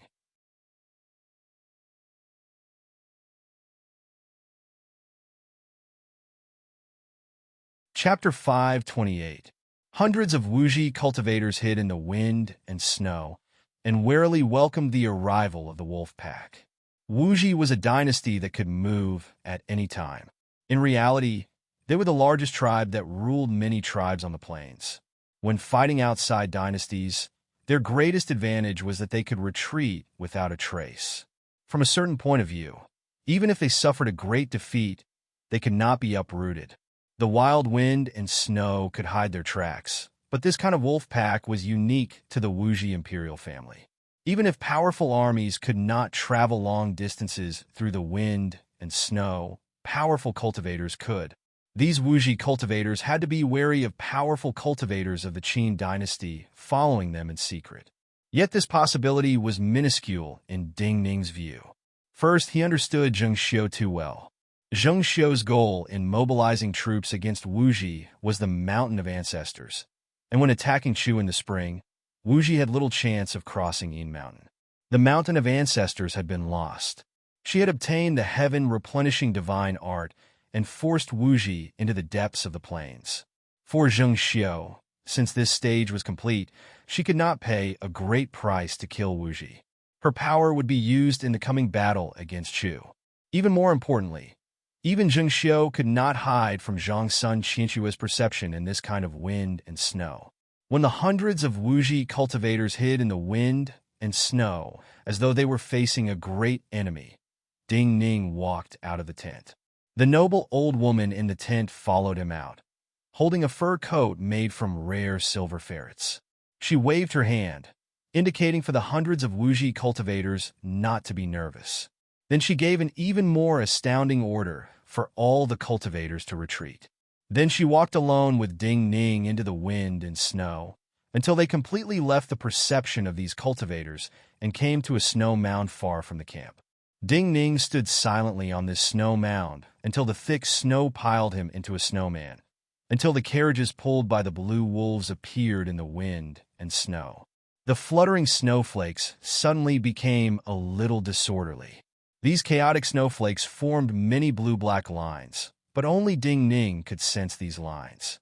This reunion was not far away, but it was different from many of the previous times. A breathtakingly beautiful face crashed into the desolate and barbaric world of Wuji. She used pure beauty and even more barbaric power to force the surrounding wind and snow to pause. The old woman smiled, passed by Ding Ning, and went forward. She reached out and personally put the fur coat she was holding on Zhang Sun Qianxue. Looking at Zhang Sun Qianxue's unnatural frown, she smiled gently and said, "Love me, love my dog. And you are really beautiful." Zhang Sun Qianxue had only worn ordinary clothing in Chongling. Now that she had put on this grand fur coat, she was less cold, more warm and natural. Naturally, anyone who saw her would think that this was her original appearance. "Thank you." She hesitated for a moment before thanking the old woman. The old woman smiled again. She did not say anything else and gave a strange howl. Behind her, several clouds of fog suddenly surged out of the snowstorm. Another pack of wolves surged out of the fog like they were riding on clouds. But the wolves pulling the carriages were all very tall, and their bodies contained the presence of the primal energies of the universe. Goodbye. This old woman was able to control all of Wuji. She had experienced many things and met many people. She did not speak, smiled gently, and turned to leave. Ding Ning looked silently at Zhang Sun Qianxue. The two did not speak. After a moment, it was still Zhang Sun Qianxue's first action. Just like how she had been the first to turn back to the inner courtyard in the wine shop in Chongling, she walked towards the new pack of wolves pulling the carriage, lifted the heavy curtains, and stepped in. When Ding Ning followed in, and the wolves started to pull the carriage, Zhang Sun Qianxue looked up at Ding Ning and said, "Why do I have to come?" This time, it seemed more difficult to speak than before. Ding Ning was silent for a long time before saying, "When I returned to Chongling, the first thing I did was find you." His words were not a direct answer to Zhang Sun Qianxue's question, but Zhang Sun Qianxue understood the meaning of his words. Can some things be redone if they are wrong? Zhang Sun Qianxue's tone was cold, but she used a lot of strength. For some reason, her face paled slightly. Ding Ning took a deep breath and said, "It depends on whether you can forgive." Zhang Sun Qianxue said, "Is a person's forgiveness more important than revenge?" Ding Ning slowly said, not in forgiveness, but in affection. Zhang Sun Qinxue was silent for a long time, and then turned to face the carriage curtains. The aura surging from her body lifted the curtains of the carriage. The air she exhaled seemed to have become one with the boundless world outside. This seemed to allow her to truly open up her heart. "I forgave that person," she said softly. She seemed to be speaking to Ding Ning, but also to herself. Ding Ning's eyes grew misty. He said softly, "I'm not that person." He sat next to Zhang Sun Qinxue. Even when they had dual cultivated in the wine shop, he and Zhang Sun Qinxue had maintained a foot of distance. But now, he sat next to Zhang Sun Qinxue. Zhang Sun Qinxue did not refuse. "Why must I die?" Zhang Sun Qinxue said. She did not seem to speak differently than usual, but she was less cold. Ding Ning looked at the vast world and said, "Because life is worse than death." Zhang Sun Qinxue's body trembled slightly. "You knew the secret of the 9-death silkworm long ago." Ding Ning grimaced. "Other than the Yu Emperor, no one has cultivated the 9-death silkworm. Without trying, who would know the secret of the 9-death silkworm?"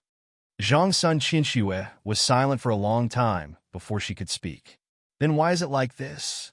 Ding Ning said, "Incorporeal to corporeal, like spinning a cocoon and coming out of the pupa. It takes a long time." Zhang Sun Qinxue shook. "Then what is it like?" Ding Ning took a deep breath and slowly exhaled. He said, "The consciousness is trapped in endless darkness and does not know if there is a day or even time." After a pause, he smiled and said, "It is like being trapped in a black room and does not know when the end will be." Zhang Sun Qinxue did not speak. At some unknown time, her eyes became wet.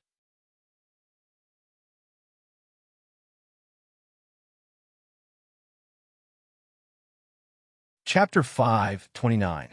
The wolf pack pulled the carriage forward in the wind and snow. The wolf pack, given to him by the Wuji Empress Dowager, had been raised by the Wuji royal family using secret methods.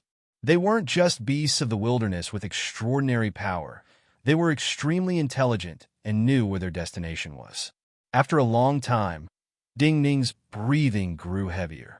This was not because of his emotions, but because he was truly relaxed. From hiding in Chongling until now, when he was with Zhang Sun Qinxue in this vast and empty world, he finally had a moment of true relaxation. Many years of nervousness and control, this moment of relaxation, the relaxation of his mind, was followed by unimaginable exhaustion. His breathing grew heavier, and he gradually fell asleep, leaning on Zhang Sun Qinshua's body. The carriage curtains were still open, but the wind, snow, and coldness could not come close. The heavy snow falling from the sky fell around the carriage, and naturally fell to the sides in fear. The sword in Zhang Sun Qinshua's body was the emperor of wind and snow, the coldest existence in the world. With a thought from her, the wind and snow could be parted. Yet the coldness of a sword like this was warmed by a person's flesh and blood for many years. A long time later, Ding Ning woke up. He had never thought that he would fall asleep like this. He stilled. This was probably the warmest time in many years. He was reluctant to move. In the time he had been asleep, Zhang Sun Qinxue had thought of many things. Her cold expression lessened greatly, and the lines between her brows became softer. She had thought it through and said calmly, "In the future, do not tell me any secrets about the 9-death silkworm." Ding Ning stilled slightly. The most terrifying thing about the 9-death silkworm is that no one knows its secrets. I do not want people to have a chance to learn its secrets from me. Zhang Sun Qinxue turned her head slightly to look at him at a close distance. Her gentle and beautiful face had indescribable stubbornness. "I know you do not have absolute confidence. Otherwise, you would not be in such a hurry to have me come to your side. I had you come to see me in such a hurry because you are different from Lin Zhujiu and the others. They will listen to me completely, but you will not." Ding Ning looked at her and explained seriously. Then he nodded and said, "But you are right. I do not have absolute confidence in defeating Zheng Xiu and Yuan Wu. Since you've already seen through her, why don't you have confidence?" Zhang Sun Qinxue said with some disgust. She became very strong and learned a lot, not just in terms of cultivation. Ding Ning looked at her and said, although she destroyed the Bazin Kendo ground with her own hands, she learned everything about the Bazin Kendo ground. For example, she will definitely attack Chu next. This attack will be chaos and speed. She is not afraid of chaos because she knows that as long as she is fast enough, those who can create chaos will not have time to do many things. So you fear Zheng Xiu more than Yuan Wu. Zhang Sun Qinxue thought and said, if a person like her reaches Realm 8, she will be much more terrifying than Yuan Wu. After a pause, Zhang Sun Qinxue looked seriously at Ding Ning. Her long eyelashes fluttered slightly. She said, now that I am by your side, dual cultivation will allow your cultivation to progress faster. You also have the human monarch Jade Annulus. Honestly speaking, will you reach Realm 8 faster, or will she reach Realm 8 faster? Ding Ning did not hesitate and said, of course she will be faster. Zhang Sun Qinxue was suddenly angry. She is faster than me. But you said from the start that I saw through her. Ding Ning looked at her. While his mood was heavy, he could not help but laugh. He said, I gave the heaven-replenishing divine art to her. Why did you do this? Just to get Xinxian's help? Zhang Sun Qinxue could not understand. Is a prison officer of the great floating water prison really so important? Ding Ning said, Xinxian is a very special person, but of course he is not as important as the heaven-replenishing divine art. But someone like Zheng Xiu will not be satisfied like this. The strongest enemy in her eyes right now is not the Bazin Kendo ground and the weak 9-death silkworm, but Yuan Wu. After a pause, Ding Ning looked at her and said, Yuan Wu can tolerate her because he feels she cannot truly threaten him. But with the heaven-replenishing divine art in her hands, that day will come. So overall, our chances of winning are higher. This kind of conversation was the closest to the conversations in the inner courtyard of the wine shop. So Ding Ning's expression and words grew more natural. Then where are we going now? Zhang Sun Qinxue's mood was slightly heavy. But inexplicably, when she heard Ding Ning's last words, she could not help but smile.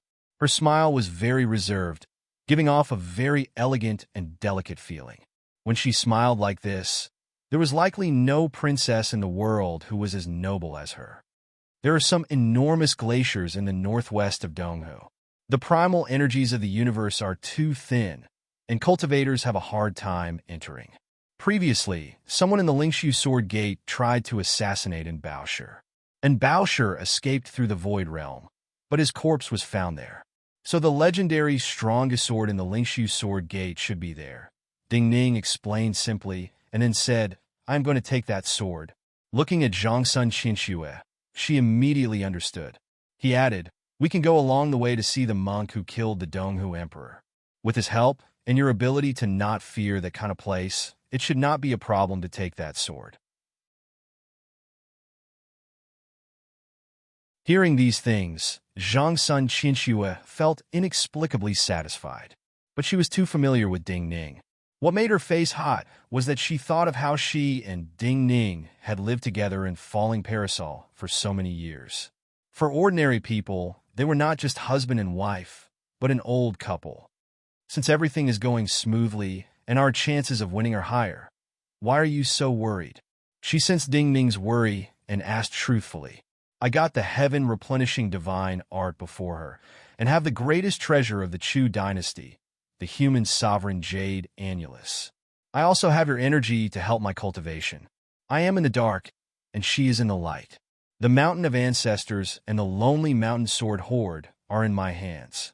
Gu Huai is dead, and only half of the Lingshu Sword Gate remains. If I get the Great Punishment Sword and forge it as my life bond sword, I will have an advantage. But I'm still worried. Ding Ning took a deep breath and slowly exhaled.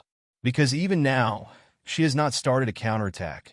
She is still quietly walking at her original pace. This does not seem like her style. If she has not started a counterattack now, it means she has something else. This is what I'm most worried about. Ding Ning's gaze landed on the snow ahead and said, she definitely has a pawn more important than Gu Huai. Zhang Sun Qinxue instinctively thought for Ding Ning. But even when her head hurt, she could not think of anything.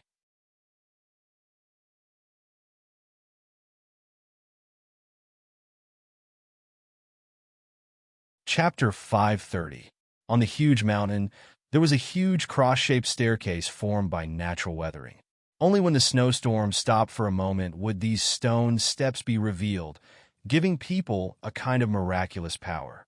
Most people in Donghu thought of this snow mountain as a divine mountain, not just because of its appearance, but because many true ascetic monks lived in the caves of this snow mountain. Ever since the old monk walked out of this snow mountain, he killed his way into the Donghu imperial palace alone and caused great changes in Donghu. At this time, this mountain had more extraordinary meaning in the eyes of the Donghu people, because the old monk, after killing the Donghu emperor, Yalu Zhenying, had returned to this mountain. At this time, he was still sitting at the end of the ascetic cave, motionless. His body seemed to gradually become the same as the stone venerables carved out of the walls, and even his features became blurry in the dim light. Li Shixing walked into the cave from outside. The old monk opened his eyes and smiled at this Chongling youth. Then he swiped his hand across the purple and red bedding under him, and a golden light landed in front of Li Shixing. This was a face made of pure gold, and it was unknown what kind of heaven and earth primal chi had been condensed on it. Even in the darkness, it shone with the light of the sun. There were several unique seal scripts that looked like tears flowing from both sides of the face to the tip of the chin. Sparkling and translucent spots of light flowed within these seal scripts, like the soul of a firefly trapped in a golden cage. Li Shixing caught the mask, and his gaze turned cold. He said, "This is Wanyan Honghua's mask." The old monk smiled and said, "That person asked you to bring me that piece of wood. It told me the true meaning of my cultivation, for me to abandon prosperity and take the straight path. Wanyan Honghua should be one of the people most opposed to Yelu Tsanglong becoming the new emperor. So before I came back, I went to the Donghu border army and beat him to death. I also went to the Donghu border army and beat him to death." Hearing this, Li Shixing was speechless. The words were simple, but the Donghu border army was filled with countless experts. It was even more difficult than going to the Donghu imperial palace to kill the emperor. In terms of cultivation, in terms of killing, what rank do you rank in the world? So Li Shixing could not help but look at the old monk who appeared benevolent and cute. Second, killing people was easier than mowing grass, but this old monk felt childish. But after saying second, he inexplicably shivered and said seriously, "At least third." Li Shixing was speechless again. He looked at the mask in his hand and asked, "Then what is this, a gift for me?" The old monk grinned slightly and appeared happy. Then he became serious. "Cultivation is about chance. You came with news. You and I are fated. Also, you are an interesting person from Chongling. In these few days of not seeing you, you should have her find a life bond item.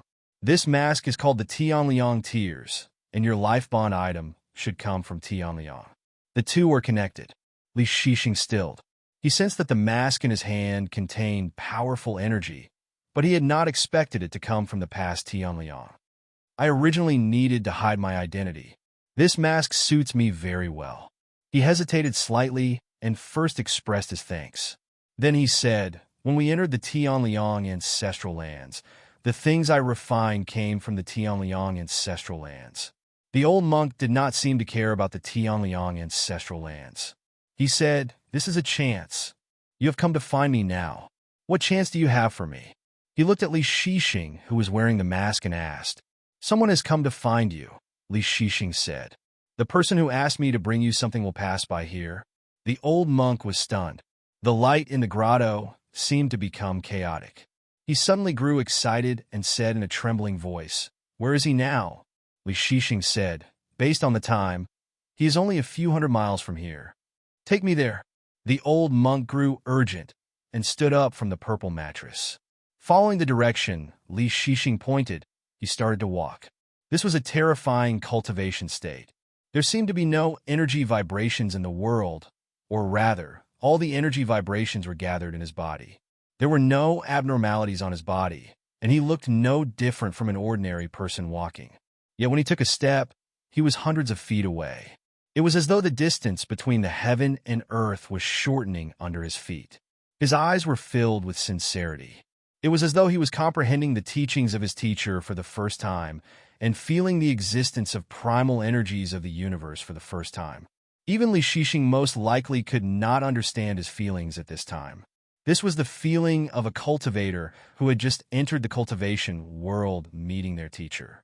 Only the cultivators who had come to Chongling in the past and experienced that battle could truly understand how far that person had walked on the path of cultivation and how terrifying that person's understanding of the primal energies of the universe and the sword path was.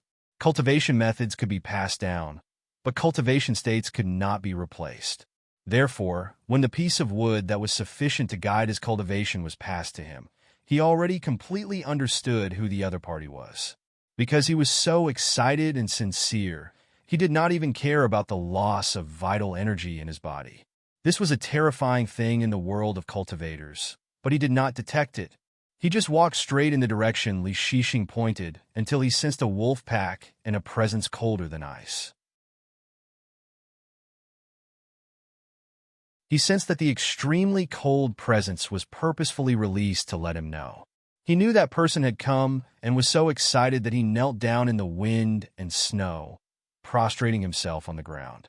This cultivator, who was invincible in Donghu, knelt motionlessly in front of the carriage pulled by the wolf pack. The snow was above his head. The wolf pack stopped, fearful and uneasy. Dingning got off the carriage and bowed to the old monk kneeling in the snow. The old monk finally stood up. His hair and eyebrows were covered in snow. He was inexplicably happy. He looked miraculously at Ding Ning's calm and peaceful face and praised, "I had not expected you to still be alive." Ding Ning's expression did not change. He looked at him and said calmly, "Life and death are hard to define." The old monk was stunned and then said sincerely, "This is a realm that other cultivators cannot touch." Ding Ning said, "I have a request of you." The old monk said simply, "I will grant your request. You are an anomaly." Ding Ning looked at him and smiled. He looked at the old monk with a smile that contained joy ordinary people could not understand. The old monk stood respectfully like a junior and said, "I still want to ask Exalted Teacher a question that has puzzled me for a long time." Ding Ning said, "You may ask." The old monk said, "Back then in Chongling, you killed without restraint. No expert in the world could withstand one blow from you. At that time, there were countless people stronger than me. You just looked at me from a distance and saw my weakness. Why did you let me live? Just now, I said that you are an anomaly." Ding Ning looked at him and said seriously, "The cultivators of the various dynasties gathered in Chongling because they feared one person was too strong and would be destroyed as a group. But you are different. You have encountered shackles in your cultivation. You really want to see the realm you cannot reach. You will die without regret if you see it. You have the heart to seek the path and ask for death. This is pure cultivation. If you want to see a higher realm, I will let you see it, but there is no need to die like this. I was originally the child of an ordinary herdsman in Donghu. Because I was too poor, I was adopted by the monks.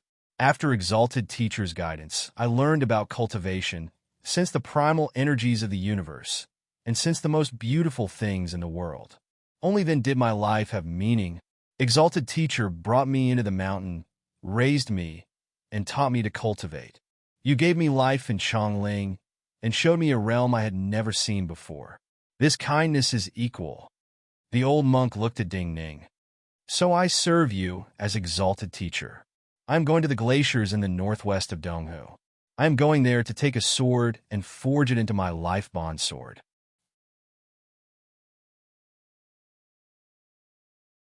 Ding Ning looked at the old monk and said, "Well, I have pointed out the bottleneck of your cultivation, so that you are only half a step away from Realm 8. The mysteries of this half step are the most important. You cannot say it, you can only comprehend it yourself. Realm 8 and Realm 9 have many mysteries that even I cannot comprehend. Going with you to take the sword, I hope it will be an opportunity for both of us."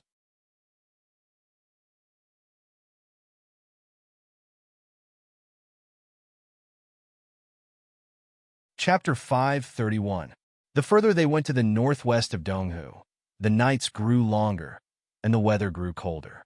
But the wind and snow disappeared. The reason was that the terrain in the northwest of Donghu continued to rise and quickly approached the snow line that never melted. The wind was blocked by these enormous mountains and then flowed down from the peaks. Other than some mountain passes, the mountain wind was not obvious. It only flowed down a few hundred feet before the wind grew stronger. The coldness was too strong, and the cold air was condensed high up in the air. Even the snow couldn't fall. The entire world was frozen like a mirror and cold. Occasionally, there would be large hailstones that would fall down like someone throwing stones from a dustpan. Ding Ning and the old monk were not ordinary cultivators. So after a short conversation, the old monk did not say anything else. The old monk naturally boarded the carriage the wolves were pulling. Even though he was surrounded by frozen meat to feed the wolves, he was at ease. From being the son of a herdsman who did not have enough to eat, to coming into contact with cultivation, he pushed open a door to a new world and found the true meaning of life. He was a true cultivation maniac. His greatest joy was the improvement of his cultivation and the new mysteries he sensed. Yet decades ago, he had surpassed all the cultivation levels of the ascetic monks, and even reached the limits recorded in the scriptures of these masters. He had no teacher in front of him, and cultivated hard without success. Finally, he came to Chongling and used death to seek the path. Even before he died, he was satisfied to see the realm he could not understand or touch in his life. Yet, he survived and cultivated hard for more than a decade. After some guidance, he could faintly see Realm 8, and could even occasionally touch the power of Realm 8. He was just half a step away from a true breakthrough. People were important because they knew themselves. Everyone's talent was different. This old monk used almost a lifetime of cultivation and sat in that cave for decades. All he could do was see himself clearly. He knew that if there was no master like Ding Ning right now, even if he reached Realm 8, he would stop and not see the scenery ahead. Yet, he was also sure that Ding Ning was ahead of him and could take him further. So at this time, while he had almost invincible power in the world, and if they really fought, perhaps only Yuan Wu could kill him alone, he looked at the chariot in front of him with a pure and joyful gaze like a child. To him, he was like a child being led by Ding Ning through a beautiful sea of flowers, constantly seeing beautiful scenery that he had never seen before. Everyone's life path is different, their encounters are different, and their hobbies are different. Even twins with the same background and encounter may have completely different personalities and hobbies. Everyone was in an independent small world. What they pursued and truly wanted was different. The ascetic monks of Tantric Buddhism practiced meditation, silent meditation, and other cultivation techniques. When one cultivated them to a high level, they would be able to see themselves clearly. To truly see oneself clearly is not only from the spiritual perception world of us cultivators, but also from the unimaginable high degree of coordination of the entire body. In the chariot ahead, Ding Ning looked at Zhongsun Qinxue and said slowly and in detail, "So when Tantric Buddhism says to cultivate this life and not the next, it is not an illusory reincarnation, but the cultivation of one's body in this life, the profound knowledge of this small world. In a person's body, the meridians are as dense as the sun, moon, and stars. Different cultivation methods, different sword manuals, and different meridian points.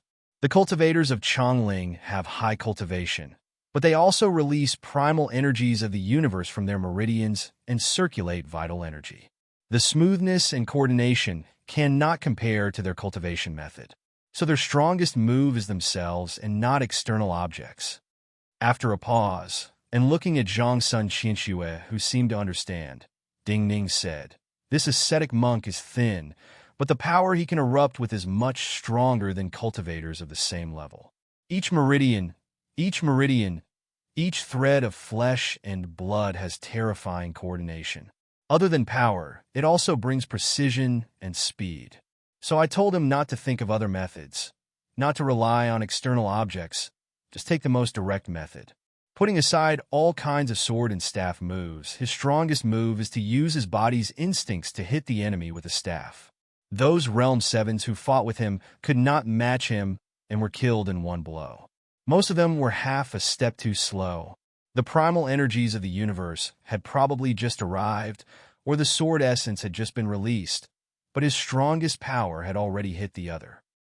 He is a true anomaly, the best of the ascetic monks of Tantra Buddhism. His past hard cultivation has allowed him to see himself clearly. My past cultivation has taught me to see others clearly. Ding Ning said slowly. Cultivators like him want to see more unknown scenery. Shun Xian, who you do not understand, wants not to be treated like a dog and to be able to rule anyone. At the end of the day, all he wants is fairness. As the terrain grew higher, even the gray wolf, which could be described as a beast, found it harder to move forward. The primal energies of the universe grew thinner. But as Ding Ning and Zhang Sun Qianxue occasionally talked about the past of Chongling and some cultivation problems, the old monk in the carriage lost his calm and started to be shocked. Ding Ning did not seem to be deliberately meditating. There were no primal energies of the universe vibrations around him, but this old monk felt as time slowly passed. Ding Ning's energies were growing. This kind of growth, for a cultivator, could be described as terrifying.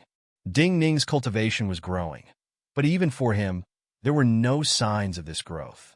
This feeling was like there was an extremely tall mountain in front of him, but when Ding Ning walked over, the mountain silently disappeared as though it had never existed.